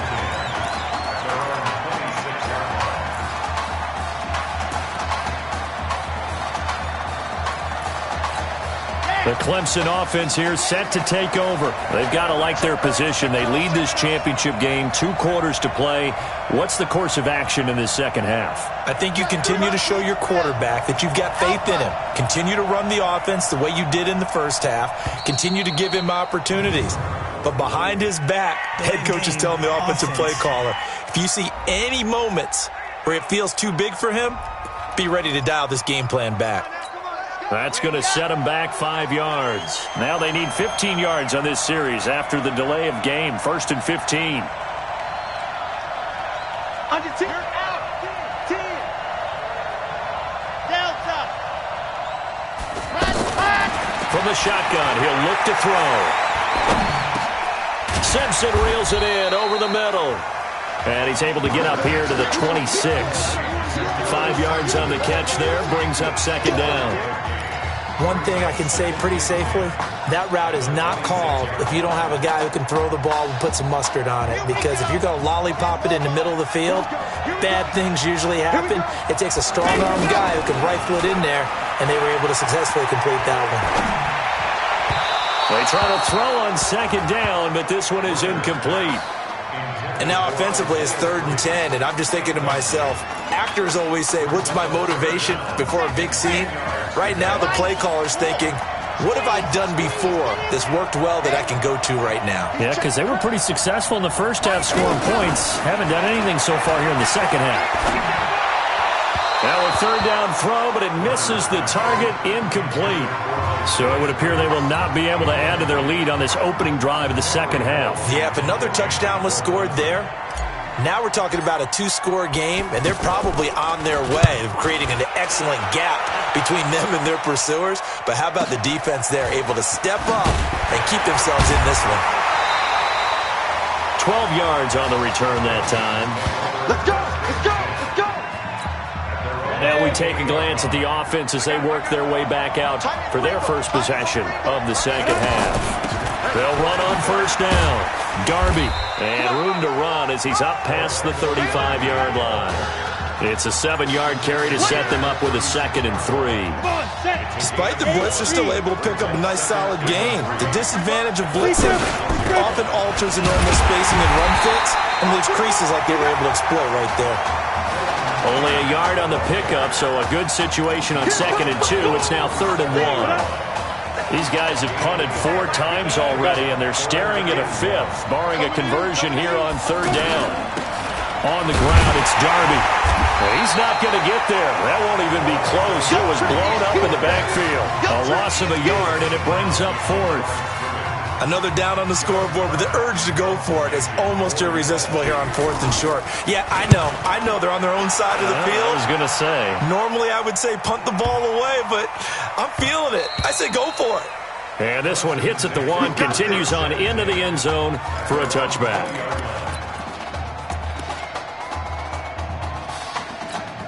The Clemson offense heading out for their next possession. So, CD, you look at our quarterback. He's said it. He's been consistent. This is it. I'm graduated. I'm not going to go the grad transfer route. It's time for me to move on. If you're an NFL scout, do you see enough in him to think he's got a future in this league with this little experience that we've seen? Every scouting instinct tells me to tell him to go the graduate transfer route.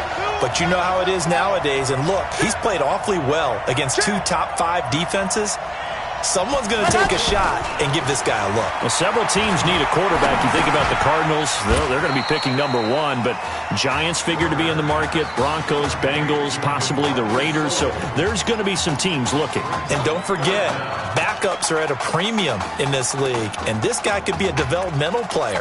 Draft him, let him work in your organization for a while, learn the playbook, sit for a while, because down the road, he could turn out to be a gem.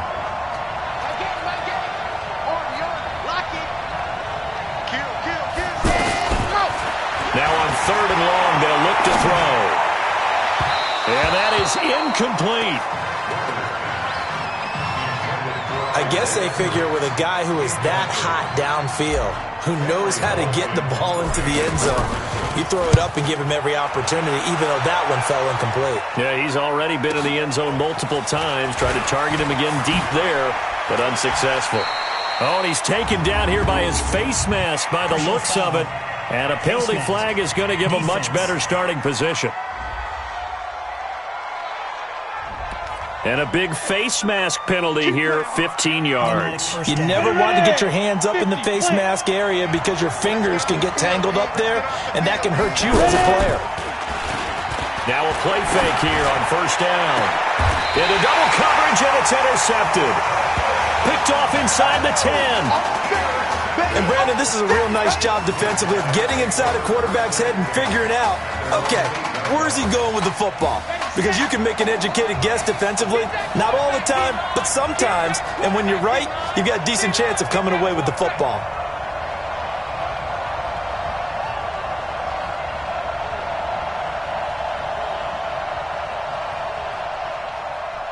The Bears do get the playoff as he'll look to throw. Oh, boy, he got a favorable spot there. The guys on the sidelines were raising their hands over their head and clasping their hands to signal safety. But the official marked it just outside the end zone at the 1-yard line. 2nd and long. Under pressure, and down he goes in the end zone, and that's a safety. And, Charles, at some point, you can't keep worrying about big play. Can this be perfect? You just have to get the ball out of the end zone. And in the offensive huddle, that was discussed when they called the play. Just get out of the end zone. You know what's interesting? A lot of the times in the defensive huddle, they actually call a set and then say at the end of it, get a safety. So it's preached, it's coached, it's thought about. USC gets set here, 1st and 10.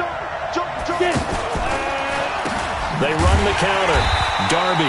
And he is met in his tracks behind the line of scrimmage. That's going to go as a loss of 4, and it'll be 2nd down. I know when I was a kid, I always got real excited when I saw those lateral-type runs. But the best backs that made it happen, they put a foot in the ground and just go. That didn't happen there. That play got swallowed up. Call it a gain of 5 that time. They'll be left with a 3rd down and about 9 to go. These guys have punted 4 times already, and they're staring at a 5th, barring a conversion here on 3rd down. And that'll set them back 5. So the false start certainly doesn't help matters as they'll try again now. 3rd and long. From the gun, Morse. Nowhere to escape, and he goes down. Brandon, what I remember most about playing with guys who knew how to rush the passer, they would just tell you, just cover people for me, just long enough for me to get there. And that's exactly what happened on that play. Back now here on EA Sports as we are just about set to go here in quarter number 4.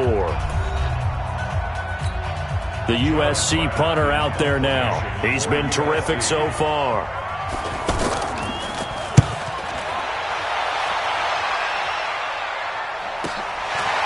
Taken from just outside the 30.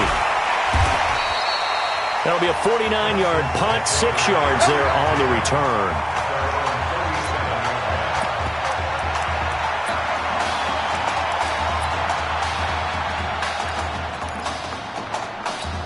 The Clemson offense here set to take over. And this certainly a nerve-wracking time for both of these fan bases. Heck, my palms are sweating here in the booth, and I've got no dog in the fight.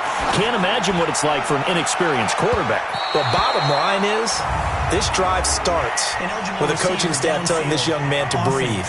And I know that seems simple, but find a way to relax, let your talents come out, because this is where we're going to find out just how good he is, the biggest drive of his career.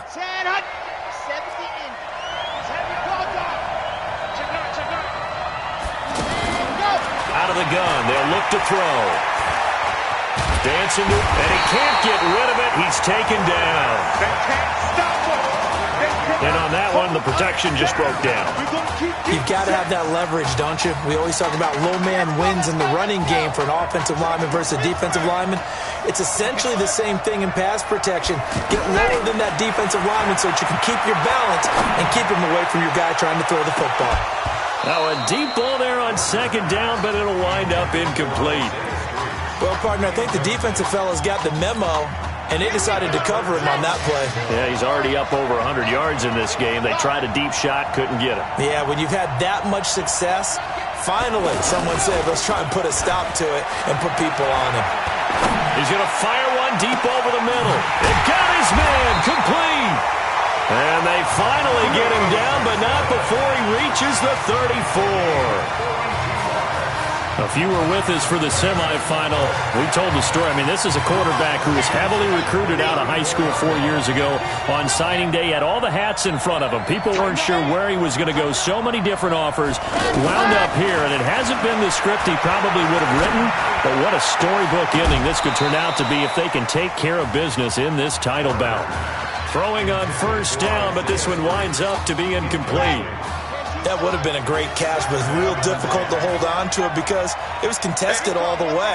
Would have been a great play if he'd been able to haul that one in. On play action, they'll throw. And he comes comes back with one complete. It's a first down on a gain of 10. Tell you what, he's been able to put the ball in some tight spots all game long. That throw, no different. Yeah, a lot of people would call it a gutsy type of a throw. I think he looks at it as, I can do it, so it's not that big of a deal to me, and I'm going to keep firing. And now a throw on first down there, but it's incomplete. Trying to get that one to his tight end, and they've been trying to get the ball to him, but as of yet, unable to successfully complete one. But you know, there's usually a nice comfort zone in throwing to the tight end. Great sight. Under pressure, and he'll go down. Sacked back at the 31. You never want to give up a sack. From the O-line's perspective, they hate it for several reasons, especially because they felt like they let little brother down back there in the pocket. Oh, no doubt. They have a ton of pride. When they go into every job wanting to keep that guy clean, they want that. Under pressure again, and down he goes again. Now, we talk about players blitzing all the time. I often laugh and sometimes call it just straight-ahead pursuit. What a running start right back to the backfield for him. Yeah, it really didn't give anybody a chance to get up there and stop him. No, I mean, that's really, really difficult. You're asking a whole lot anyway, but when he gets that kind of a start and comes through clean, oftentimes the advantage definitely goes to the defensive player. And from a defensive perspective, though, I think maybe they're saying, hey, we did what we needed to do, kept this a one-score game. Yeah, without a doubt, because they were able to bleed some time off the clock, right? Put themselves in a good position, but it's not out of reach yet, okay? Being able to hold them to a field goal means that they do have a chance to come back and win this game. The Trojan offense ready to begin their next drive. These guys had to punt their last possession, and that's become too familiar of a refrain. Too many of these drives just wound up going nowhere. Well, you know how in baseball, when the pitcher gets a base hit and he's on base, they bring his jacket out to him to keep him warm? A lot of times the punter goes to the sideline, puts on sweatpants or a wrap over his leg to keep it warm. He might need a massage from the trainer right now from all the work he's getting. On second down now, Darby. And he's able to get out to the 32, brought down there. They get 11 back on that one. It leads to third down. I was pretty surprised there when they lined up to run it on second and long, but it worked out for them. It certainly did, and that requires some confidence, some fortitude, and a little bit of hope, doesn't it? You hope you catch the defense just right and break off a big run to help yourself out on the next down. And he's got the first before he's brought down at the 39-yard line. Call it a gain of 7, and it gets him a new set of downs. First down now, but the clock continues to move. Back to throw. And that's caught inside the 30. And he goes down, but not before getting this inside the 25. That one good for 37 yards. First down now, but that clock rolling. He's back to throw. And he's going to find his man out of the backfield. That's complete. And brought down, but not before they get it inside the 10 to the 7. They've moved the ball over 50 yards between this play and the last one. They're going to need to get up and set in a hurry. They'll look to throw. That's caught. Touchdown, USC. DeMarco Crosby in the final minute. And his guys now just a 2-point conversion away from tying us up. So they got the touchdown they needed to cut this to 2, but now they've got to get back to the huddle. No celebration time. Got to figure out what they're going to do on the 2-point conversion. They'll try and run it in, and he's not going to get there. The defense able to come up with a big stop, and they're going to hold on to their 2-point lead.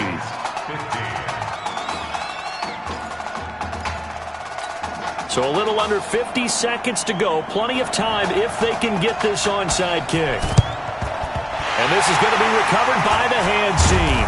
And that should just about put a capper on this one. Let's go, baby. Let's go. Well, fourth quarter, they felt like they needed the football back. Unfortunately, they couldn't get it. And I know we brought analytics into the game, and someone has said here that the data says that when a team's expecting an onside kick, 80% of the time, the team expecting it, they do actually recover the ball, which is what we saw here. I just wonder if that number is much more of a anecdotal type of a number. Kind of like when the coaches tell us, well, when you score on special teams, 93% of the time you win the game. I'm still waiting to see that number is empirical. This, in all probability, another run here on 2nd and 8.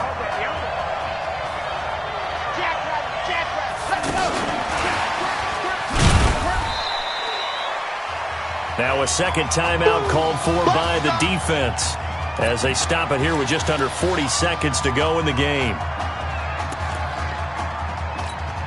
The offense on third down tonight, they've converted just 2 for 6 thus far. This is 3rd and 7.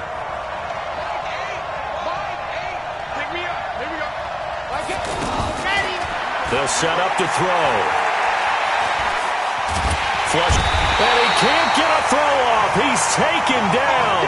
What a huge play at this point in the game. The Clemson punter out there now as he's on to punt for the 4th time tonight.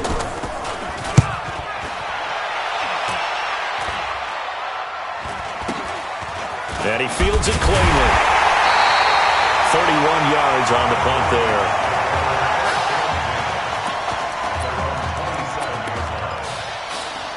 The situation for him offensively as follows. Down 17-15, 24 seconds to go. Back to throw. And this one incomplete.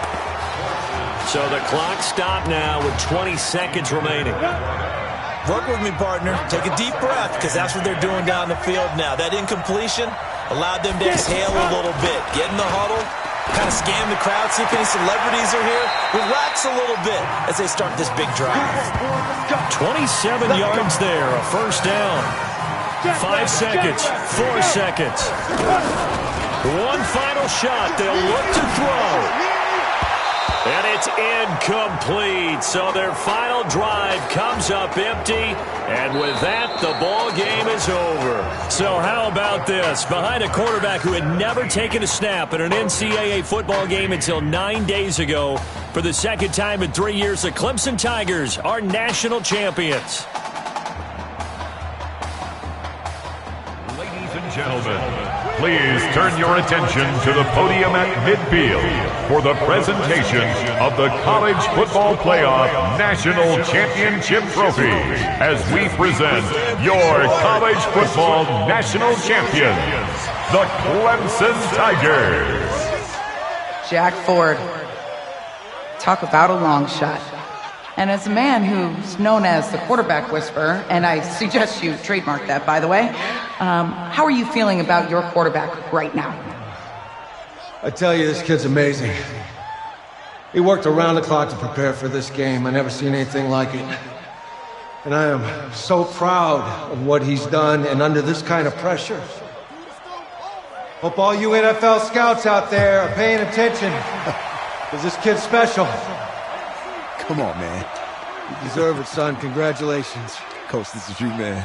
This is great. Thank you. A perfect end to a too short season. You're leaving here a champion. It's better than I ever thought it would feel. I can't even describe it, really. Just to be up on the stage, celebrating with these guys. It's perfect. It's just perfect. It is a perfect end, but it seems like you put up a pretty good case that it shouldn't be today. How do you feel about that? I think I gave myself a shot. If the NFL comes calling, I'll pick up the phone. But this guy over here, this guy, take that trophy, man. Absolutely. Isaiah Streets, we are all aware of the loss of your brother and what it took to be here today. But can you tell us, in this moment, how you're feeling right now? It's lots of feelings, Taylor. I made a promise to my brother that I was going to... none of this would have been possible without this man right here. This dude came into an impossible situation. He's got heart. I love you, man. Hey, I love you, man. See? This was for you, baby! Yeah! This was for you! Yeah! And let's go! A lot of emotions out on the field tonight. This is what football is all about. About getting hit and getting back up. And as you can see, in a season that was characterized by overcoming, these guys did just that and won a national championship. Back to you guys.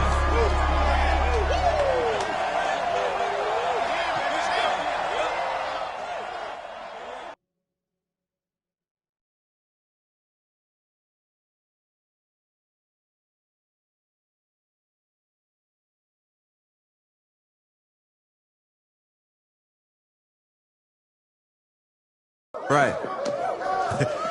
Right. Okay, yeah, thank you. Thank you. Yeah, he's actually right here. Okay, hang on. Hello? Hey, how's it going? It's Emily's dad. Look, I know that you got a lot on your plate, and I don't want to take up too much of your time, but I did want to tell you that Emily's out of her surgery, and she is doing great. She got to see the game and everything. You have made a fan for life in her. Thank you so much for the kind words. Please have Emily stay in touch. I will. Thank you. All right, bye. Take care. Even, baby.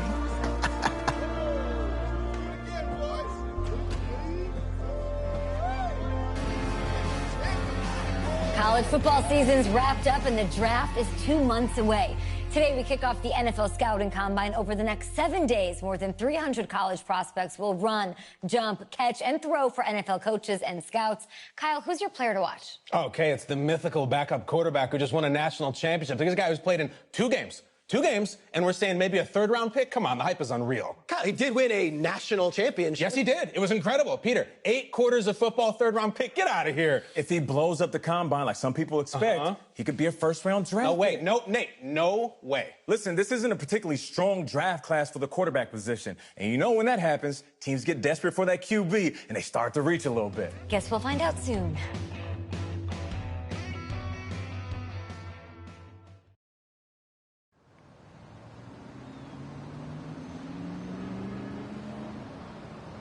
Yes, I hear you, and I've been hearing you for the last 15 minutes. I'm on top of it. How many times do you need to... Yes, I'm on top of it. I'm meeting with... I've got a few other guys to meet this week, and then I know that there's a time restraint. I understand that. Thanks for taking the time to meet me. Yes. Well, I know what he wants. I understand what he wants. He's told me what he wants. You don't have to tell me what he wants as well, okay? Just, can you hold on for a second? Thank you. No, just be quiet. I take any of the other top quarterbacks available, and I get praise, and I get to keep my job. I pick you, a player that barely even picked up a ball in college, and then I'm nuts. And the seat that I've got to sit on gets red hot. So why don't you tell me why you should even be on my radar? I just won a national championship. And that's not the last trophy I plan to have on my mantle. You pick me, you better clear your shelf for some hardware. Hey, I'm gonna have to call you back. Call me back, but... Yes, I'll have to call you back. Okay, I love you. I love you too, Dad. Bye.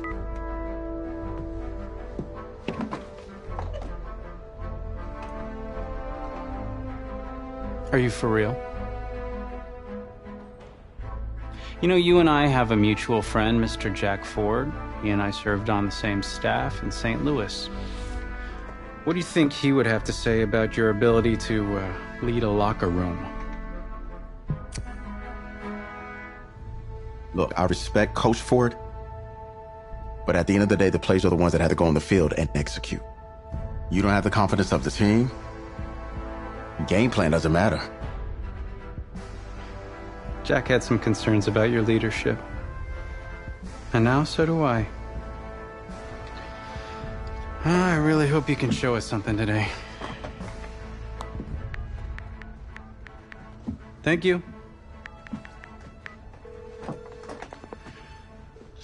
Okay. Yeah, you can settle up the, Hand over your phone. I want to check your internet history.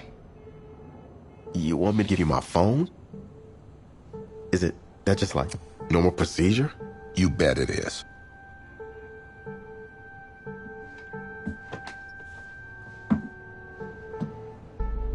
You just give anyone your phone? If someone asks for your playbook, would you give them that too?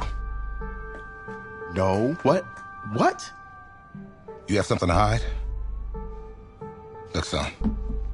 This interview's about transparency. I think I'm being quite transparent. Not transparent enough. You're on a mountain in Alaska on a bus going 100 miles an hour. Where are you sitting on the bus? Bus in Alaska.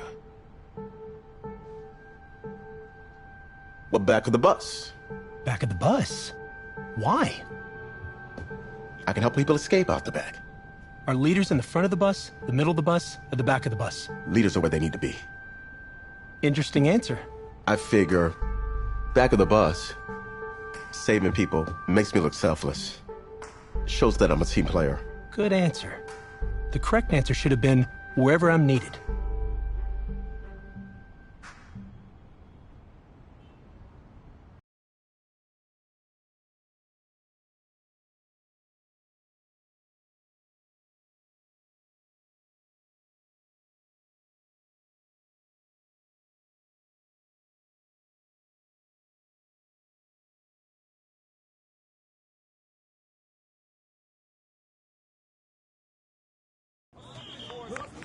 Funny how many eyes are on us right now, huh?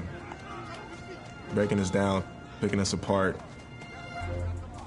Every mistake amplified. But we got it though, right? At least I know I do. Hey, I'm looking for your agent. I don't have an agent. Didn't have an agent. Les Moore, congratulations. For what? For getting an agent. Me. Boom. I don't think... Have I met you before? You're about to know me. Quarterbacks, group 4. Looks like you're up to throw, kid. Go get him. Or should I say, go get him, client. You, No, I'm good, man, yeah. Yeah. That's good. Got a lot of people already. Full roster. Too full.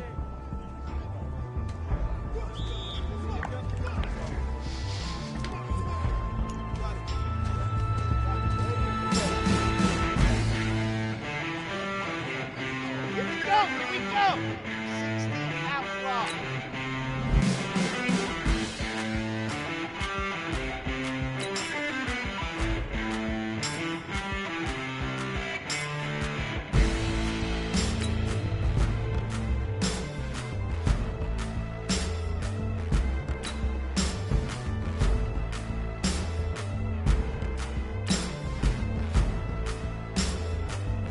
Hut, hut! Set, 50, play.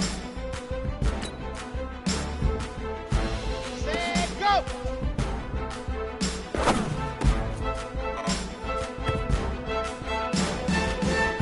Ready, 15 Lonnie, 15 Lonnie.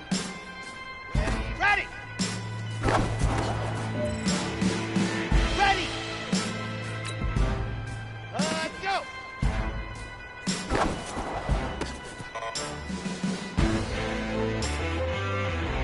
Ready!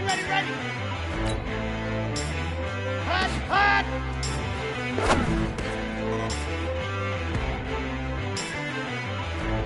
On the ready! Ready, go!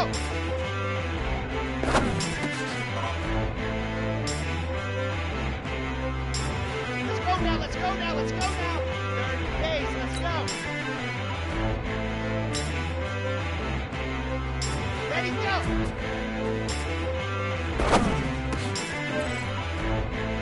Set, hut!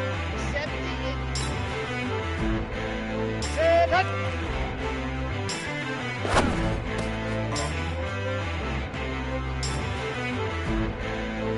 Let's go! 60, hut! Here we go. Set, go!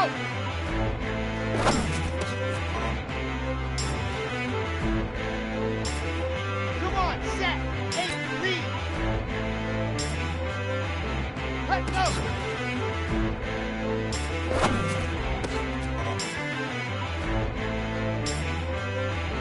Red, entries on.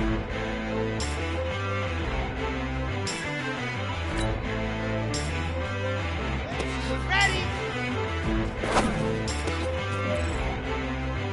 Down! 18 Gator!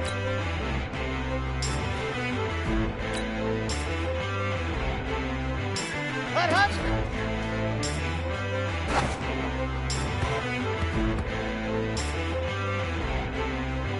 Here we go! And Lobo, set, go!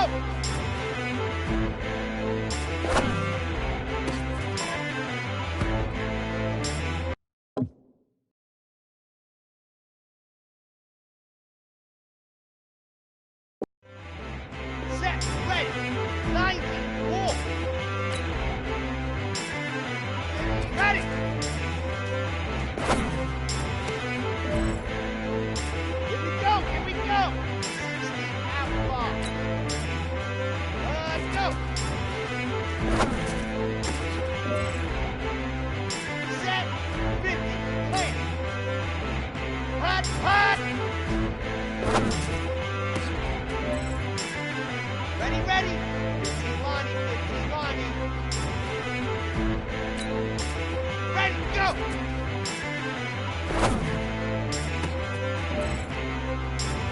Let's go now, let's go now, let's go now. 30 pace, let's go. Ready, go.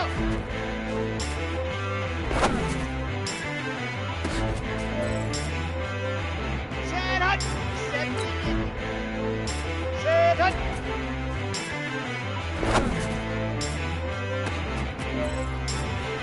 Let's go, let's go, let's go. 60. Hit, hut, hut.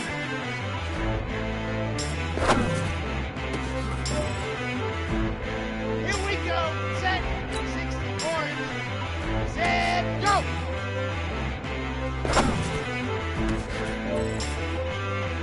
Okay. Ready. Let's go.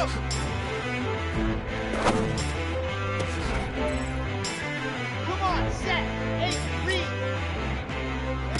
Ready.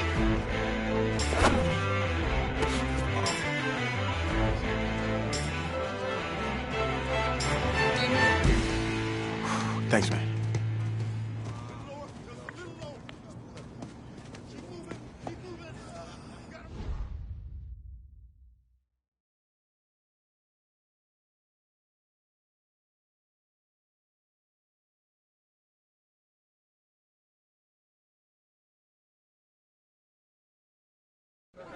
New York fans were very vocal about you this week on social media. How would you feel about playing for the Giant?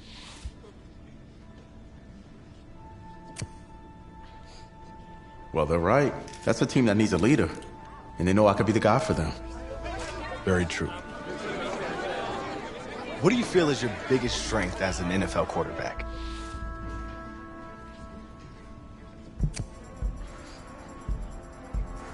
Well, I pride myself in my ability to get the job done. I'm able to focus and perform under pressure. I think you guys saw that in college playoff. You definitely did. What do you say to the critics that think you aren't ready to play in the NFL?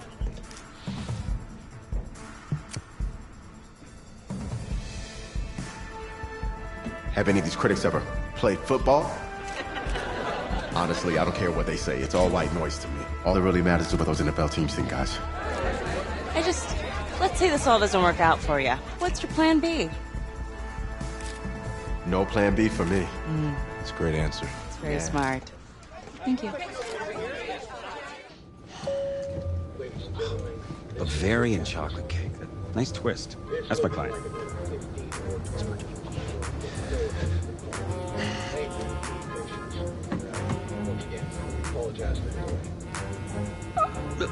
Let it go to voicemail.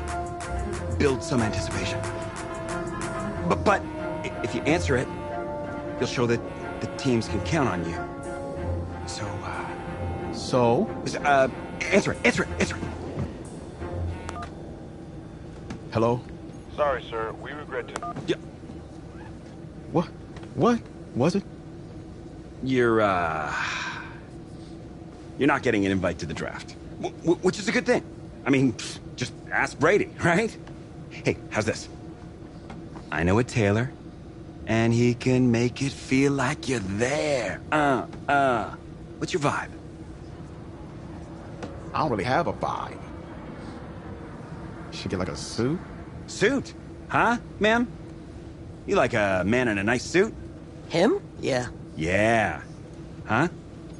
Stamp of approval.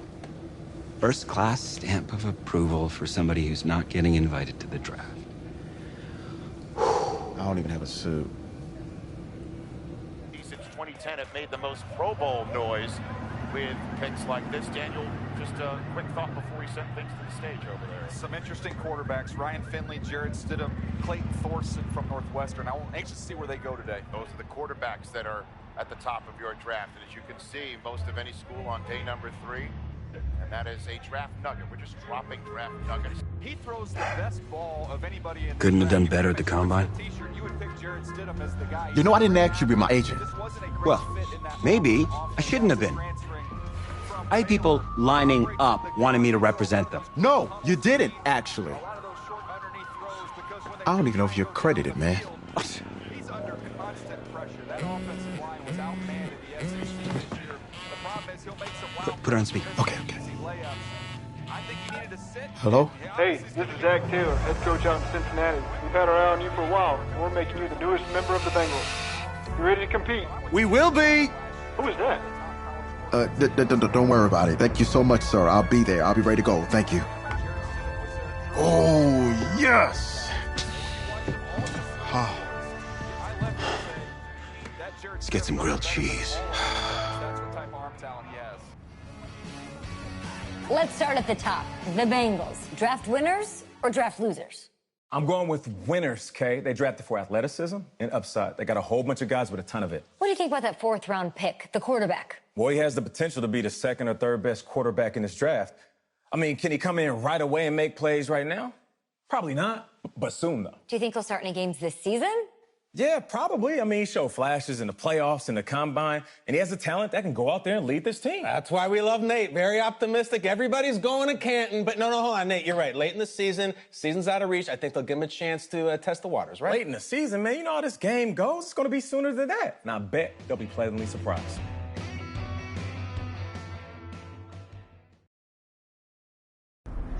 So where are we headed?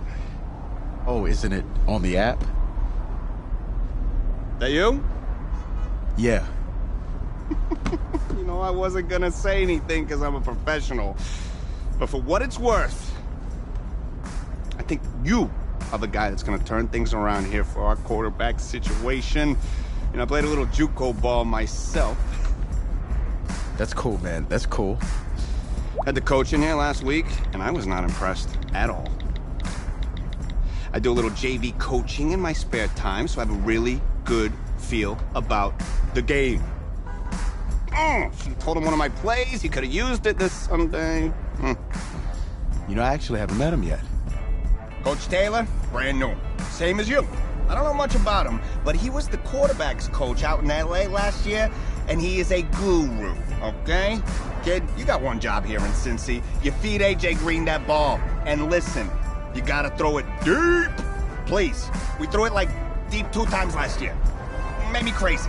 I get why they drafted more than one quarterback, especially with this new coach. But you got the kind of swagger we don't see a lot in this town. Tell the team I said that, okay? Thanks. I'll pass it along. Not really sure how much they'll listen to me, though. I'm just a rookie. Had Chris Pratt in here last week. Good-looking guy. But I think if he fights a Raptor, the Raptor's gonna win. That's just me. That's just me. I don't care how many names he calls him. In fact, I actually did I do some archaeology on the side. And I found a T-Rex bone in Missouri once. I think it was a T-Rex bone. I was like, look at, whoa! Sorry about that. Cool. Actually, I think you can just drop me off right up here, man. Oh, yeah, sure. Just right up front. Thank you. This is the start of something beautiful, kid. And in this city, if you need anything, if you need alpacas, if you need emus, any type of livestock, home loan, or warranty, you call me. You're the guy. If you... Then go call.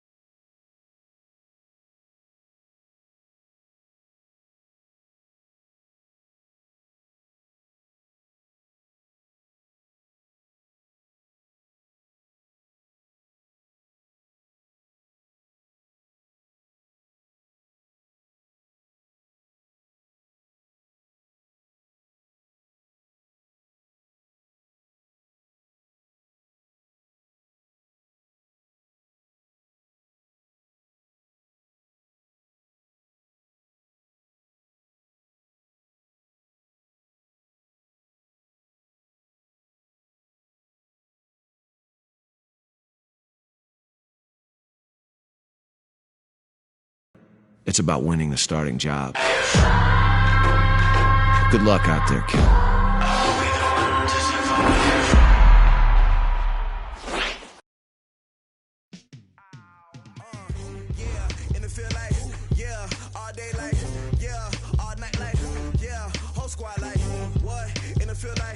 Start your week by installing your game plan.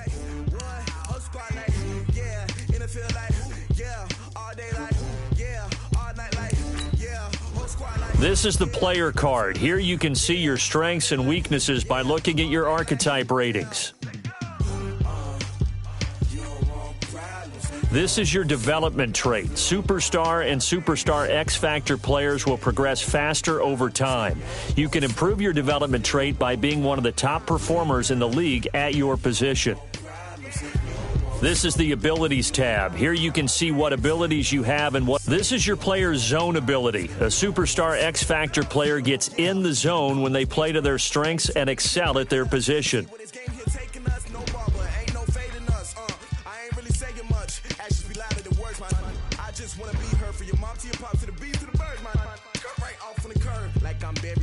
Chains on and the diamonds dancing. Game on, so it's time to go. When the rain starts, I'ma let you know. Name a squad that is better though than my home team. We a pot of gold. I'm a dog. I'ma need a bone for my whole team. I'ma let it go like blah. Yeah, and it feel like yeah, all day like yeah, all night like yeah, whole squad like what?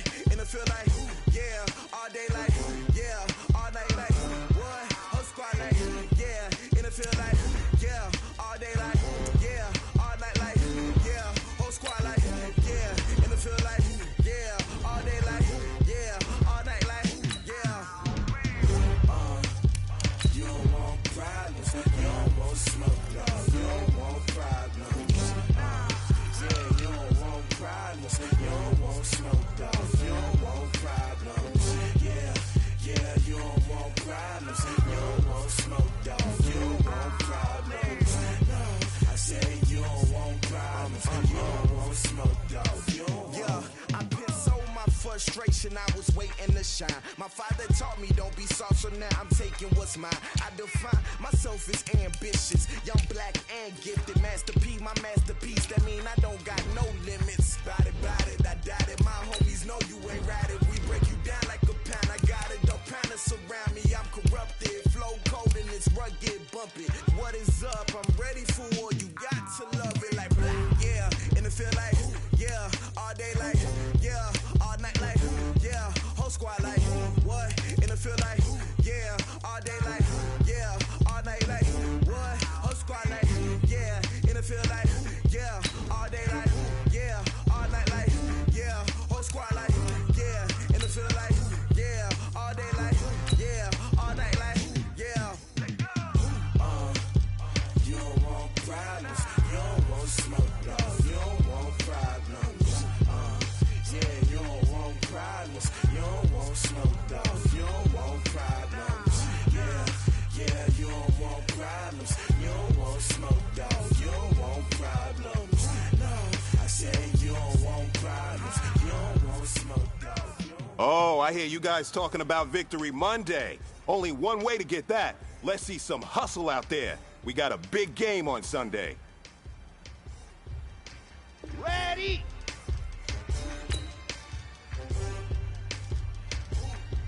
Hut, hut!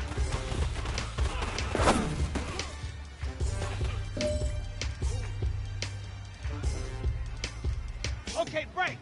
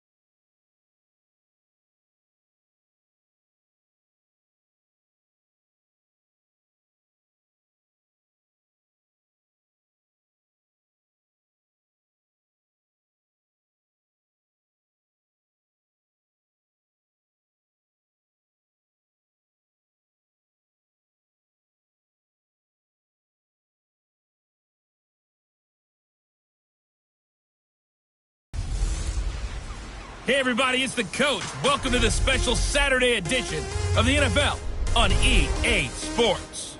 We are just moments away from kickoff, and we've got a good one on tap between the Cincinnati Bengals and the Kansas City Chiefs. With that, we're off to Arrowhead for the call from Kansas City.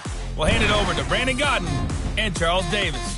Okay, Coach. Well, from a place that's officially been recognized as the loudest venue in the NFL, there's a look at Arrowhead Stadium right here in Kansas City. A few short moments ago, these two teams made their way out of the Arrowhead Stadium tunnels, and the noise level in this place was just about off the charts.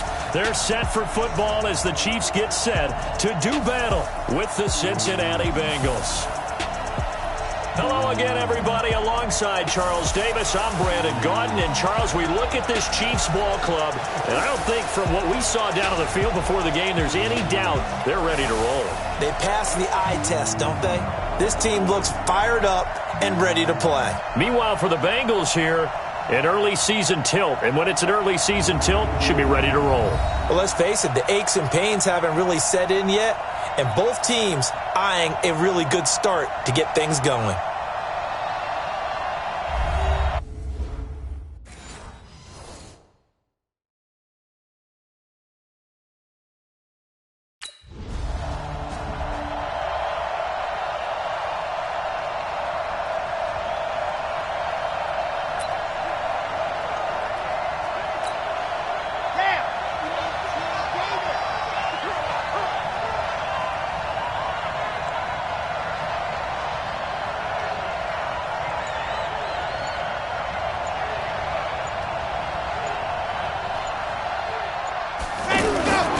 This is Joe Mixon, fourth in the NFL in rushing last season. And to the 36-yard line, taken down there after getting 8 yards. A nice run here early on. It doesn't take a great play caller to realize you want to establish a guy of his caliber that runs like this early because they'll pay dividends as the game progresses. 2nd and 2. Brought in here by Tyler Eifert. And he'll be brought down right at the 45-yard line. That was a route run not just with dexterity, but with intelligence. Found the hole in the zone, made sure the quarterback saw him, and was able to make the sure catch and flip the down marker back to run. Off the play fake, he'll look to throw. And that is incomplete. He couldn't hold on through the contact. Brings up 2nd down. 4th-round guy, and many thought that's about where he would go. But I think he's got some upside, right? He can come right in and be what they call a core special teams player, play on all 4 phases of it, and have a chance to work his way into the lineup. I think a year or two down the road, they could have a solid starter. And you take a look at this draft class from a season ago, really it grades out as a pretty darn good class. So you have to give a lot of credit to the entire scouting organization. General manager, personnel department, college scouts, it all came together. They evaluated it very well and got a nice payoff.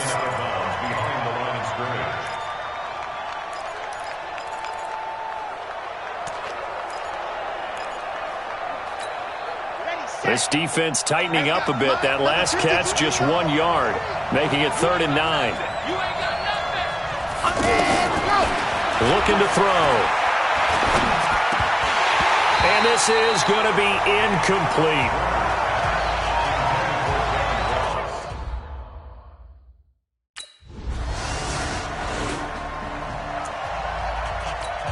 Now the Cincinnati offense ready to see what they can do here. They punted last time they had it. What steps, Charles, you think they have to take to make sure they don't do that again? Well, let's just go to the football 101, the trade expression 101. Win first down.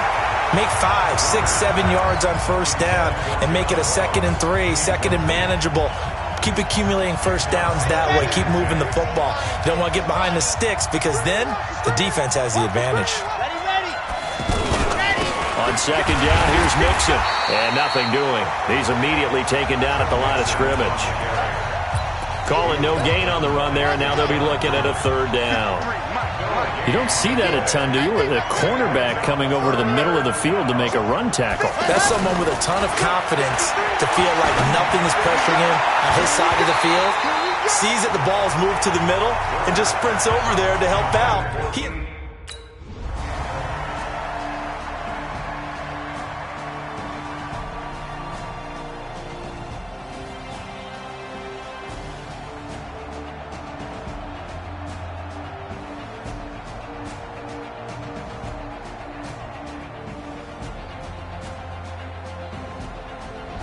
So this one in the win column for Kansas City. And it was their defense that led the way, allowing just 3 points, that lone field goal in the entire second half. And remember the old adage, offense sells tickets, defense.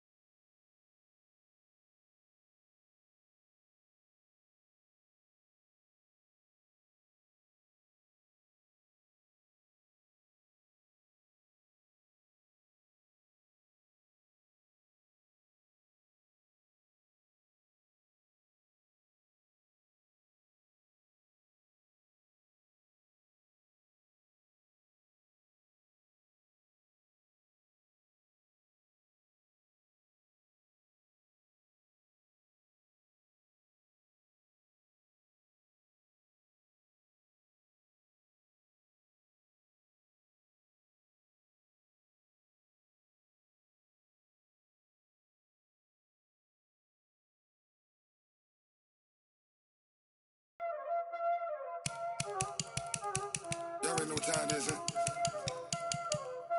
Playing skills, you did.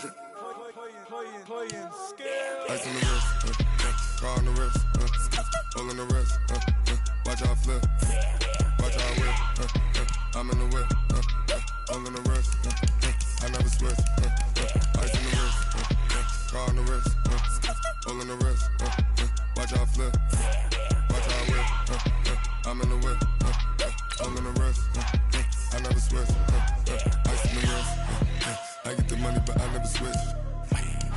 They saying you switch, you won't get it. You know they came from the bottom and now we is lit. You was lit, I gotta get it, I gotta get it. You hating cause I on the wrist. My bitch, you wanna be famous, huh? they act like they made us. You know I'm icy in Vegas. This for the that hate us. I make a lot of new money. When the not savers. Be liking my flavor. I think it's cause. Ice on the wrist, car on the wrist, all on the wrist. Watch out, cuz. I never switch. You never switch. I never switch. I never switch. Ice on the wrist. Ice on the wrist. Ice on the wrist. Ice on the wrist. Ice on the wrist.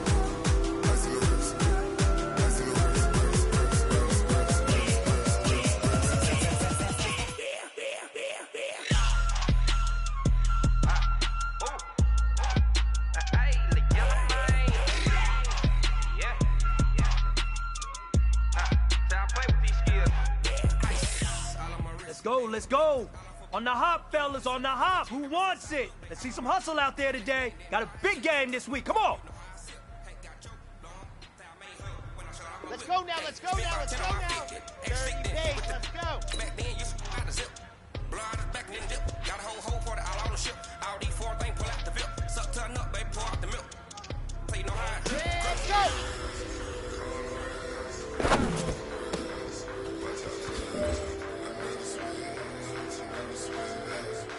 Set up. 70 in. Ready.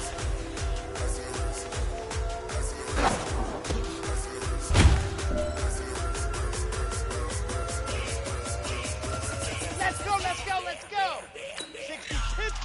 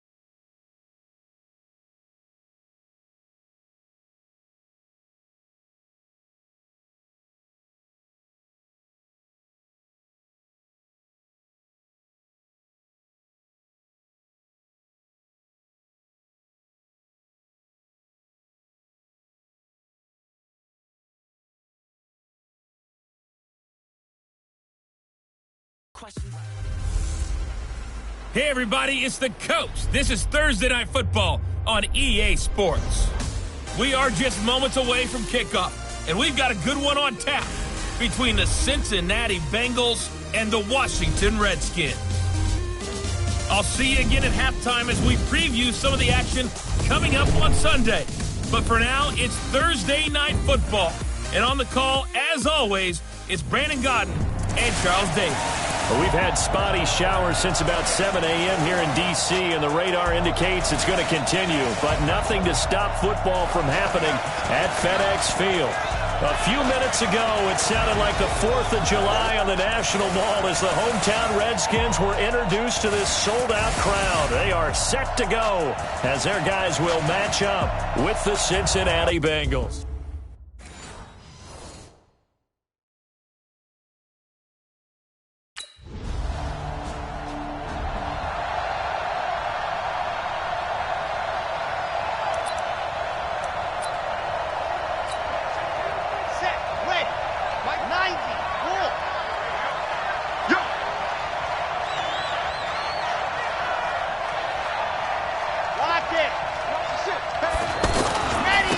The former second-round pick, this is Joe Mixon. It was Jonathan Bostic there on the stop. All right, Brandon, I know we're in the early going here, but those kind of runs, they're going to open up a world of opportunities for this offense going forward. At the Redskins' 47-yard line. After the pickup of 5, here's 2nd and 5. 2nd and 5. And the catch made. It's Tyler Boyd. And a 5-yard gain gets him to the 42. That catch good for 5. It's 3rd down. Even though he's a 4th rounder, I think he might have a chance to play and prove that, hey, I could have been taken higher in that draft. And we've seen so many times now, guys who go lower in the draft, undrafted free agents that become big-time players, Pro Bowl players. So you never know. 4th-round pick has a chance to be a really good player. They added a lot of talent to a roster that really needed an infusion of youth. They got a very good infusion of youth. And they didn't really reach to get anyone as well. They stuck to their draft philosophy, got the best players they could at the time they were drafting, and inserted them into their lineup. After the big play, a chance to finish now on 1st and goal. They'll roll him out right. And he is going to go down. Back at the 11-yard line. Jonathan Bostic. The blitz works to perfection as he gets in there to dump him for a loss of 8. Well, if you're going to throw the ball on 1st and goal from the 2, the worst thing that should result is an incompletion for you offensively. But, Brandon, this is a different type of football. Back in my day, 1st and goal from the 2, a lot of big people with big neck rolls, they were on the field trying to ram it into the end zone. Being chased out left. And he's going to be brought down just shy of the 5 at the 6. He'll wind up getting 4 there on his own, but it will leave him now with a 3rd down situation.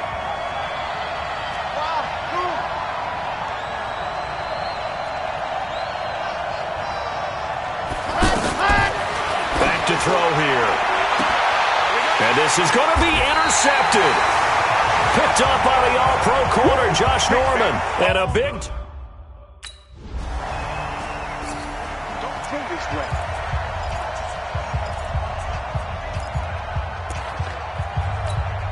Chad Hunt, 17. Keep it up, defense. Keep it up, guys. Let's go. Here's Joe Mixon as they start on the ground. And not much to speak of. Call it a 1-yard gain up to the 26.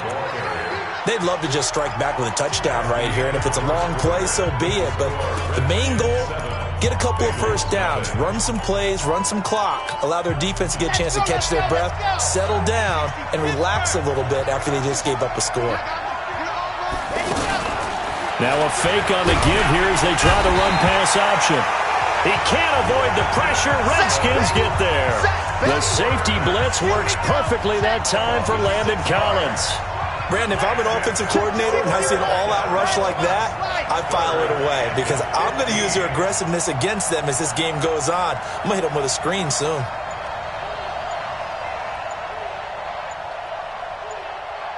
Scene 6.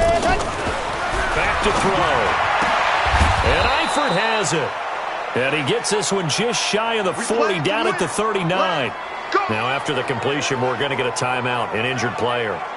Definitely the last thing you want to see here in a preseason game. We'll be right back. So from the 39 now, they'll come up on a 1st and 10. Let's go, let's bring it. Let's bring it. Bravo. They'll drop to throw. And this will be incomplete. Physical play on the football there, and it's 2nd down.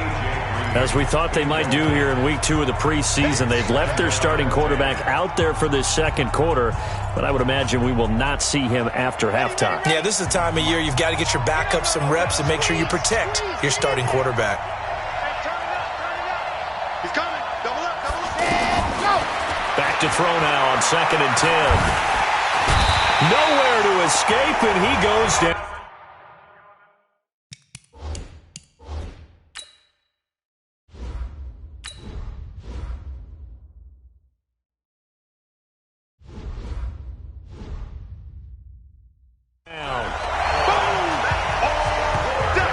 I'm starting to feel for that quarterback back there. I mean, you know me.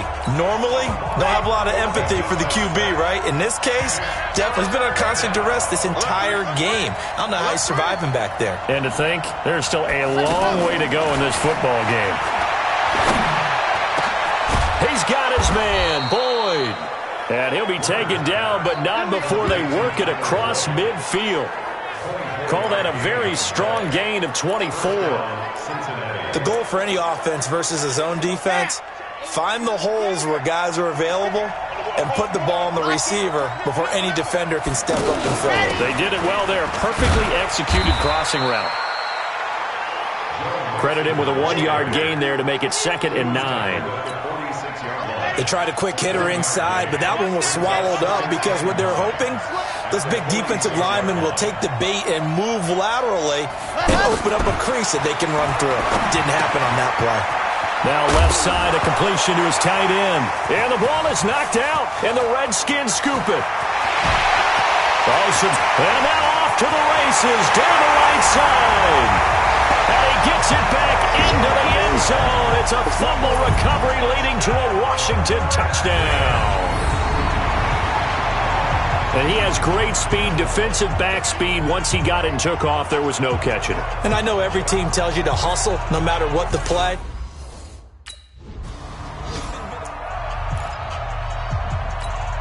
Here we go. And Lobo. Watch the curl. Watch the curl. Alpha. 46 points. Go. They'll come out throwing here on 1st down. That one complete to the former Seminole, Auden Tate. And they get him down, but not before he takes it across the 40-yard line. That's a good way to start the drive. 17 yards and a 1st down. When you're struggling on offense, you're looking for anything possible to get you going. Sometimes you do it like basketball teams that don't normally press. You put a press on, bring people to life, make them move a little bit quicker. Maybe that'll help them as they head towards the half. A throw there, but that's going to wind up incomplete. So now here in the 2nd week of the preseason, you'd expect the starters play a little bit more than they did in week 1, but not a whole lot. So if you're an offensive coordinator, what are you looking for? What you're looking for is things getting cleaned up as you go along because most of your playbook's probably installed. How well are they handling it? Easy in and out of the huddle? No mental mistakes? Are they starting to look like a good offensive football team? They take a shot downfield there, but it winds up falling incomplete. He was looking for John Ross that time, and it's 3rd down. You know, during these preseason games, we're in week 2 right now, it's always funny looking at our spot charts up here in the booth because with all the guys that might play in this one, it seems to get bigger and bigger each year. Yeah, we pretty much supersize them, don't we?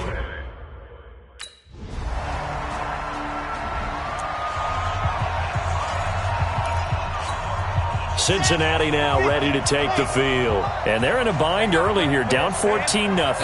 Are you worried at this stage or still too early? You're worried. You're just trying not to transmit it to the rest of your team. You want to make sure that they stay positive.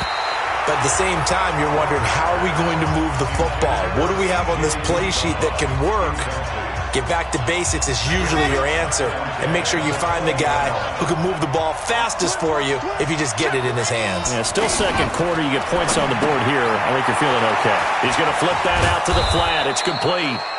And he'll get this up to the 30-yard line. It's a first down on a gain of 10. First down now, but the clock continues to move.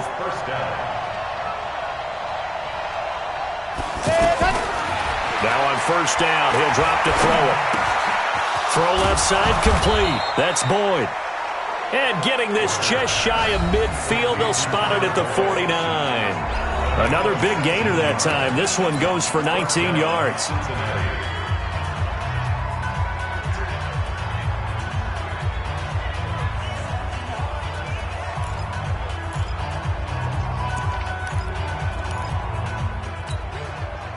This offense finding its legs now. Here's another 1st and 10. Watch the safety creep. They're going to look to throw. And he'll be out just a yard or two shy of the 30. Another big hitter there. This one good for 18. It's a game of matchups, and that's why you take your receivers and move them around a bunch, especially your best guys. And when they work out of the slot, you often hear the coaches talk about how great it is because it gives you a two-way go. You can break out or you can break in. That makes it hard to defend. From the 32 now, here's 1st and 10. They'll look to throw. This is caught. And he'll take this into the end zone for a Bengal TD. Tyler Boyd, as the first half is winding down, and the Bengals able to get this back within a touchdown. So it goes for a rookie quarterback. He had the INT earlier in this first half, but he bounces back with a touchdown pass. And you have to like the mental acumen, the toughness, the fortitude of him, because oftentimes for a rookie, you throw an interception early, you're taken right out of the game, or mentally you check out a little bit. Give him a lot of credit for bouncing back.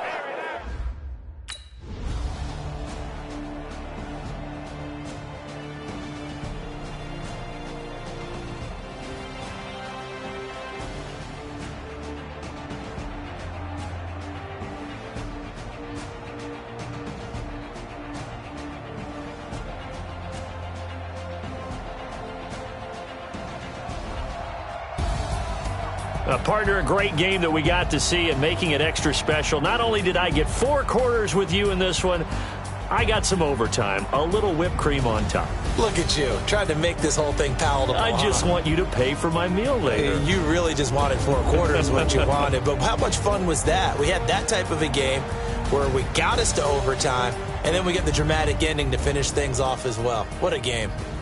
So that's a wrap for Charles Davis. I'm Brandon Gaudin, and this has been a presentation of the NFL on EA Sports. For more, check us out at easports.com. It's a win for the Redskins as we say so long from FedEx Field.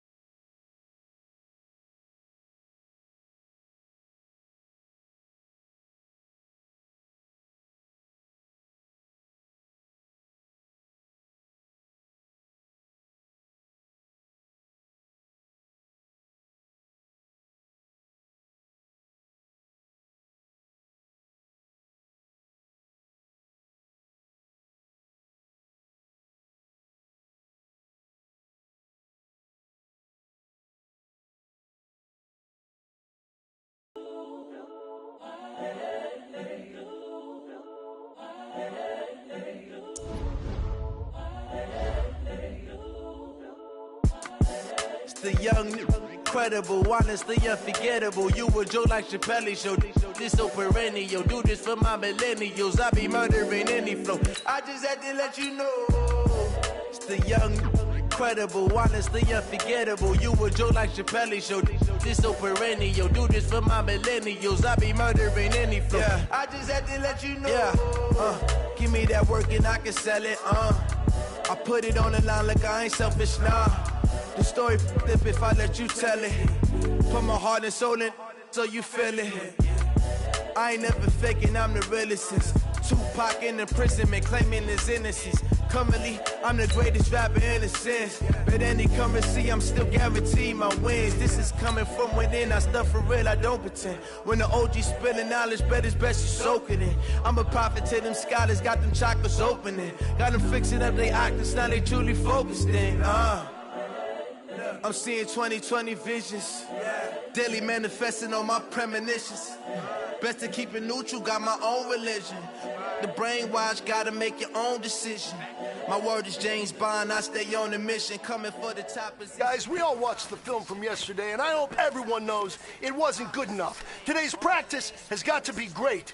You want to win a ball game, take advantage of your practice reps, because Sunday's going to be here before you know it. You have 10 lives left. I be murdering any flow. I just had to let you know. It's the young, incredible, honestly unforgettable. You a Joe like Chappelle show. This so perennial. Do this for my millennials. I be murdering any flow. I just had to let you know. Let's go, let's go, let's go. 60 Pittsburgh. Ready.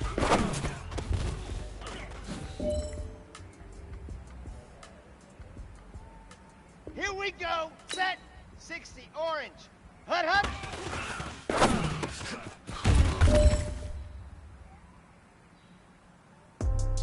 Come on. Set. 8. Read. Set. Go.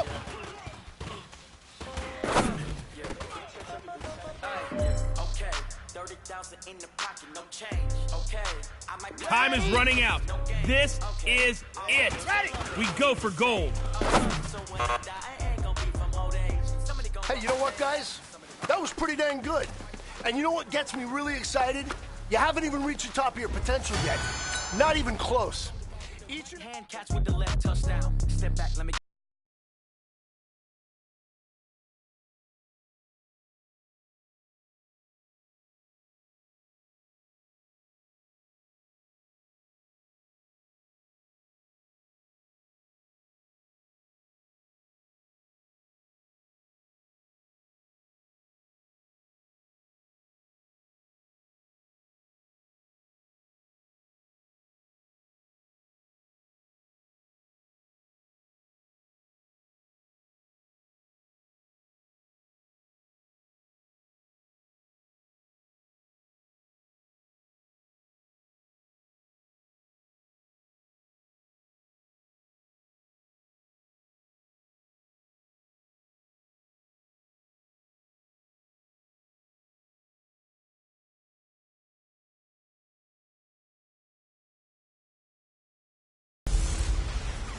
Hey, everybody, it's the coach. This is Thursday Night Football on EA Sports. Straight ahead, we've got what should be a good one between the New York Giants and the Cincinnati Bengals. I'll see you again at halftime as we preview some of the action coming up on Sunday. But for now, it's Thursday Night Football. And on the call, as always, it's Brandon Godden and Charles Davis. Coach, it's the NFL on EA Sports, and there you get a look at Paul Brown Stadium on the banks of the Ohio River in Cincinnati. This crowd loves their orange and black. The scene just a... Okay,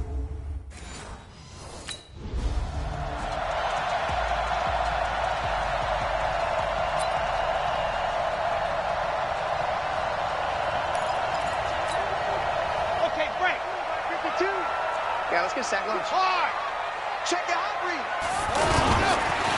On the ground, this is Joe Mixon. And he's taken down, but able to slip across the 35. A gain of 11 to kick off the drive, and it's a quick first down. Well, one unit I know you want to watch is that offensive line. If they keep clearing holes like that, it could be a long night defensively. No doubt about it, because when they are in sync, as we're seeing so far, when that continuity is there, and you can see that they're playing off of each other while controlling the defensive front linebackers, you're exactly right. It could be a very long night for the defense because someone's going to run for some big yardage. Michael Thomas on the stop. Well, I think that's what they're going to need to do here in the first half. You've got to take some pressure off of this young quarterback, and no better way to do it than to establish the running game early. The first down run got 5. Here's 2nd and 5.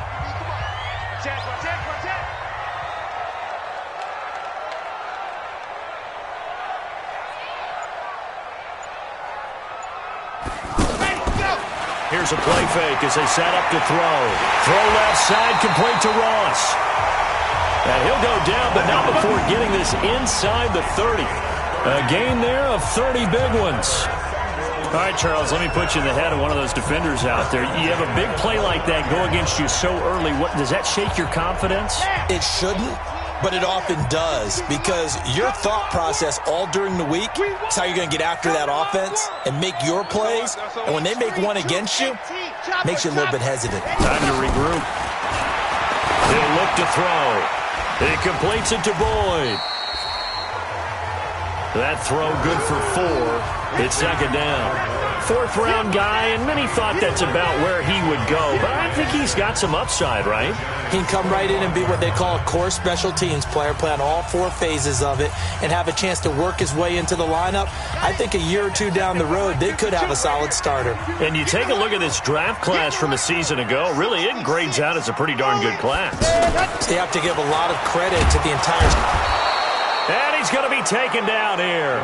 A sack back at the 32. Coming in to sack him, Dominique Easley. Well, nothing takes a start to have a good drive. Quite like a big loss on a sack, does it? Now they're looking at a 3rd and long, and suddenly the momentum shifted to the other side of the football. And old Mo is a very, very fickle man. Now on 3rd and long, they'll look to throw. He's got his man here. It's Green. And they're working inside the 15-yard line before it's all said and done. The Bengals passing game finding a rhythm. They've got another first. Pretty solid start for the rookie here on this first drive, Charles. Able to have some confidence, stepping back into the pocket, move around a little bit, find open receivers, and deliver. That just means his confidence is going to continue to grow because he's getting more and more comfortable with each completed pass. Sling, 22 jet bomber, 22 jet bomber. Mixon with a first down carry. And they'll get him down after a pickup of 8, 2nd and 2. Pretty effective run there, and now they can start to smell that end zone. Pound the rock. Make sure you use your O-line to set the tone of dominance and physicality, and pound the rock.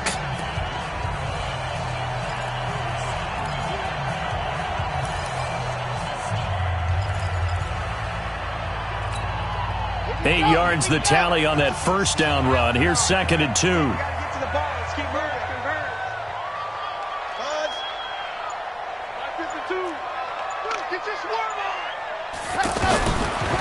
Now back to throw. Forced out to his left.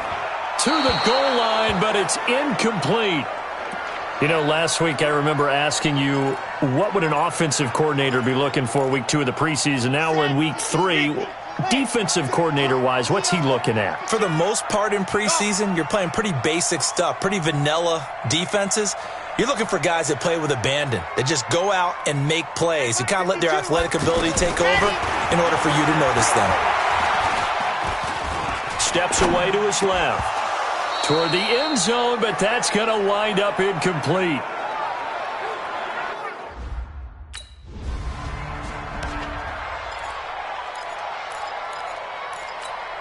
So now the Bengal offensive unit back out onto the field. And last time they had it 4th and goal, rolled the dice, didn't get it.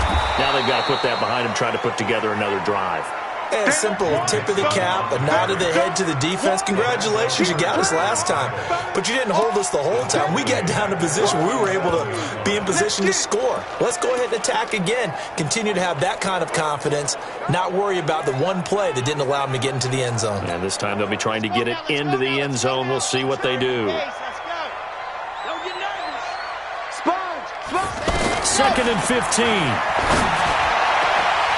Complete to the right side. It's Eifert. And he'll go down, but not before getting this inside the 30. It's a gain of 20 as we wind down near 20 seconds left in the quarter. Well, starting drive number 2 off on the right foot. Completion for the first down. Drive 1 they had to be pretty frustrating because they moved the football. They just didn't get any points out of it. Well, warm up QB2. Let's bring in the backup. I mean, my goodness, you take them downfield and you don't score points. You know I'm being totally facetious here, right? I'm just kidding. Nice first drive. Rarely do teams score on every single drive in a game, but they like what they did there. They just hope they can pay it off this time with some points.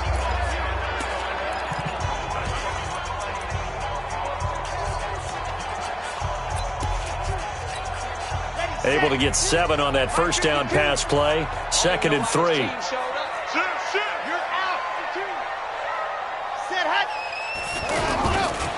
Now it's Mixon running right. Trying to bounce it outside, but he's only able to get it back to the line of scrimmage. Call it no gain that time as it's going to leave him with a 3rd and about 3 to go.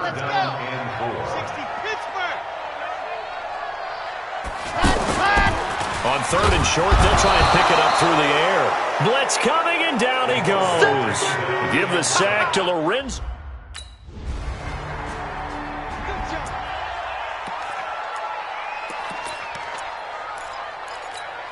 Now the Cincinnati offense ready to see what they can do here. And they split the uprights last time for 3. They've got the lead. They're into heavy traffic, and it's intercepted.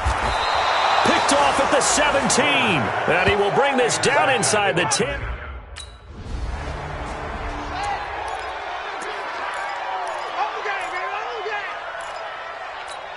Cincinnati now ready to take the field. It's been very much a slow start for them. 3 drives and just the 3 points, CD. Yeah, if you're into the points per drive ratio, that answer is 1. And that's not going to get it done in a ball game. They've got to find a way to finish these drives in end zones, not having balls go through goalposts. A good pickup there, 21 yards. Looked like the defense put pretty good pressure on him, but he's able to flush out to his right to try and evade people. On the run, had to get on his horse. Still accurately throws a nice pass for a first down. And he's going to get this past the 50 and into Giant territory. It's a 6-yard pickup, but it gets him to 2nd and 4. Frustrating for a defense, energizing for an offense. Finding a way to create that type of yardage in your running game, that'll make the guys carrying the ball very, very happy. Second and 4. Incomplete, but a penalty flag is down in the backfield. Let's get the call.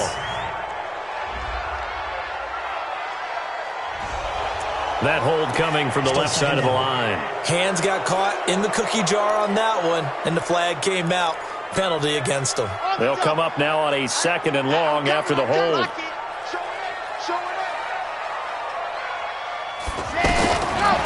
Now they'll throw here out of the gun. And the catch good. It's Eifert. And he's going to get this all the way down inside the 35. That one covers 24 yards. It's a first down. And there's another completion to the tight end. And let's face it, it is hard to overthrow a 6'6" target. It is indeed. Quarterbacks like their speed guys. They like that huge 6'6" target that they've got in him. They really do, and it reminds me of what one great tight end told me once. He told his quarterback, just make sure you throw it up there. You know, kind of like put up on the top shelf where the kids can't get it. They'll look to throw here. Green with a catch left side. Another good gain. That's now 35 yards combined on those last 2 plays. 2 minutes to play in this first half. 7-3, our score.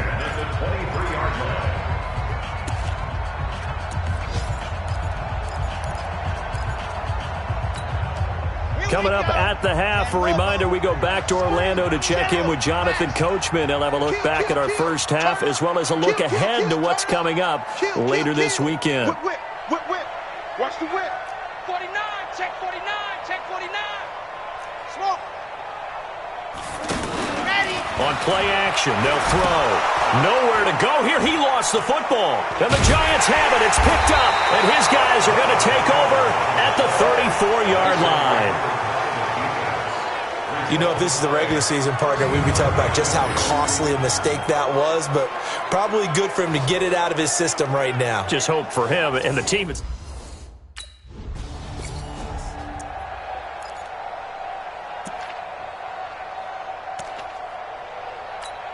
Now the Cincinnati offense ready to see what they can do here. And with still more than a minute to go in the half, time to try to mount a drive. And I would think that they would have to. This is today's NFL. You got to push it whenever you get an opportunity. You could never have enough points with the high-powered offenses that you face. And analytics will tell you, try and score when given the opportunity.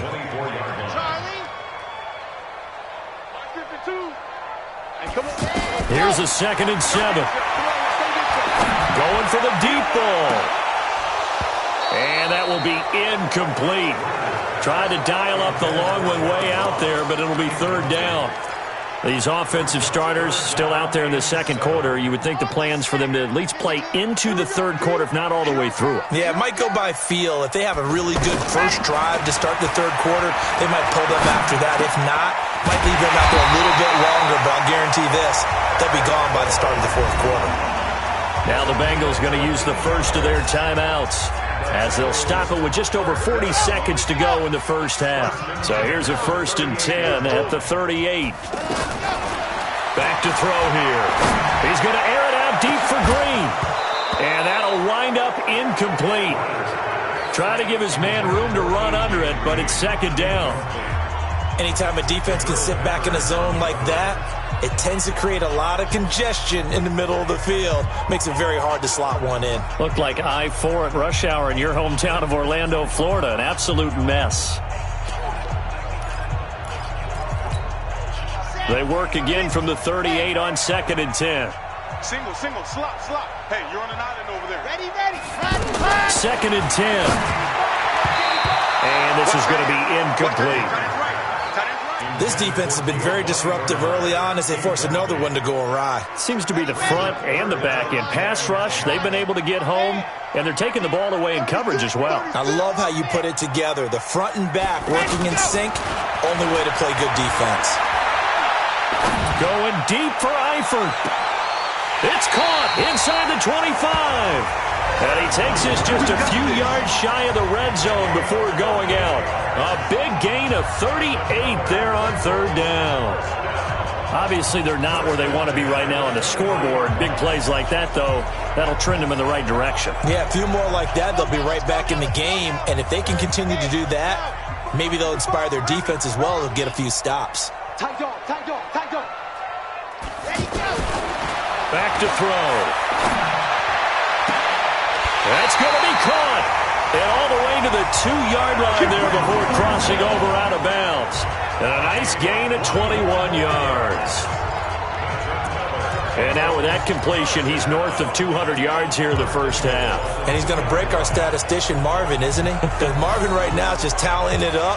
Hope his hand doesn't hurt too much doing this or keeps hitting the calculator. But my goodness, what a start he is off to. By the end of this game, he could have monster numbers. He just wants to continue to be accurate.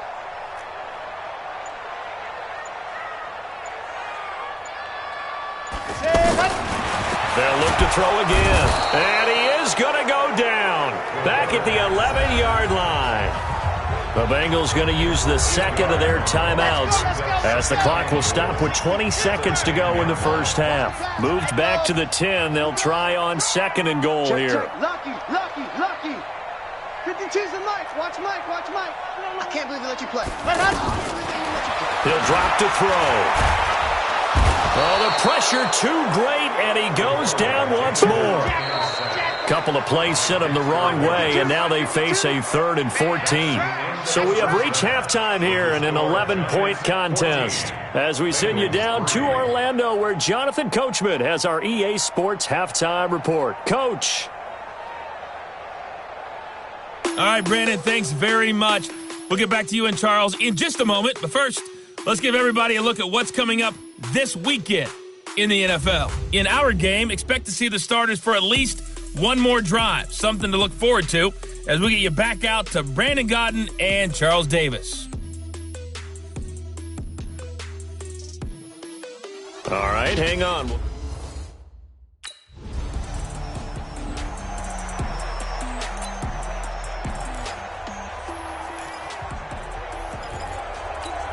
Ready! 52, 52. Let's run. Recon, 132 fight. And go! They'll try and start this drive in the air. Green's got it over the middle. And he'll be brought down, it looks like right at the 15. A good pickup there. 8 yards on the first down completion. Nothing fancy on first down, but a very consistent type of a play. Hit that slant. A lot of people call it an extension of the running game, and it can be if that pass is completed, because you hit a guy on the run like that, he often can go for big yardage. Sets him up nicely for second down, staying ahead of schedule. And he'll lose yardage on this one, back to the 13. It's a loss of 2, now 3rd down. Now, they struggled to get him rolling on the ground in the first half, and that's sort of continuing here in the 3rd quarter. Yeah, but I don't think it's time to abandon the running game. I would say keep feeding the horse, and I believe he'll eventually reward them, especially as we get deeper in the game. Give them 17 at a Cincinnati first down. But give the defensive guys a little bit of credit. They didn't let the deep ball beat them on that play, did they? No, the drag, that guy can be your safety valve. We saw it right there. Yeah, and it picked up a first down for them, too.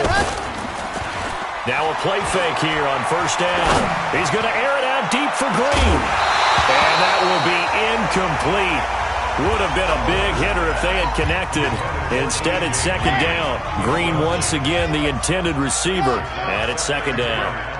We saw this a lot in the first half, and it continues. These receivers just not able to get much separation. So that means they have to win the 50-50 balls. They've got to go up with the defender and find a way to start coming down with them. And this time, contact and another incomplete pass.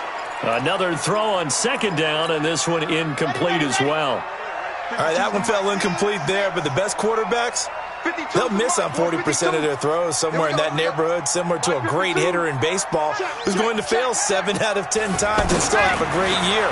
In this case, you want perfection, but way better that it hits the ground instead of going to an opposite color jersey. Now yet another incomplete. Here we go. 50-10 Lobos. Got double time. Off the play fake, he'll look to throw. And that is incomplete. Took a shot there on first down, but he couldn't reel it in. This defense is continuing to contest every deep ball that is thrown downfield. And look, it doesn't matter whether you're playing man or zone. Eventually, that becomes man on man, and you got to trust yourself. He's got a man, complete. That'll put him at 77 yards receiving for the ball game. It's a first down. Hey, you need a big play? Go to your big play guy. Listen, that's football 101. When you have to have it, you expect that guy to step up. A lot of people call these receivers divas. Sometimes just leadership when they get in the huddle and say, get me the ball. I'm about to make a big play. Let's make these babies cry all the way back home. They'll look to throw here on first down. Eluding the pressure right. And incomplete as he was knocked as he threw it. And it took the ball off course.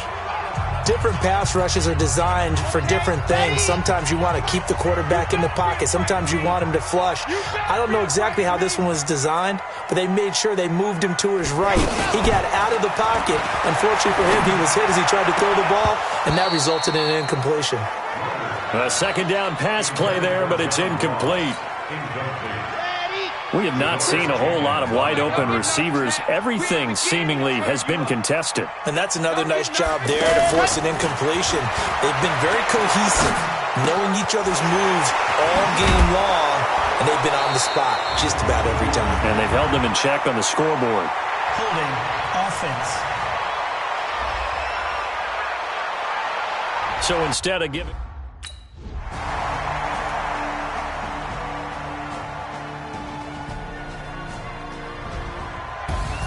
A road win in the National Football League. Charles, you never take that for granted, no matter who you're playing, no matter where you're playing. You take it and you run with it. And you know you primed the pump all week in your own home facility.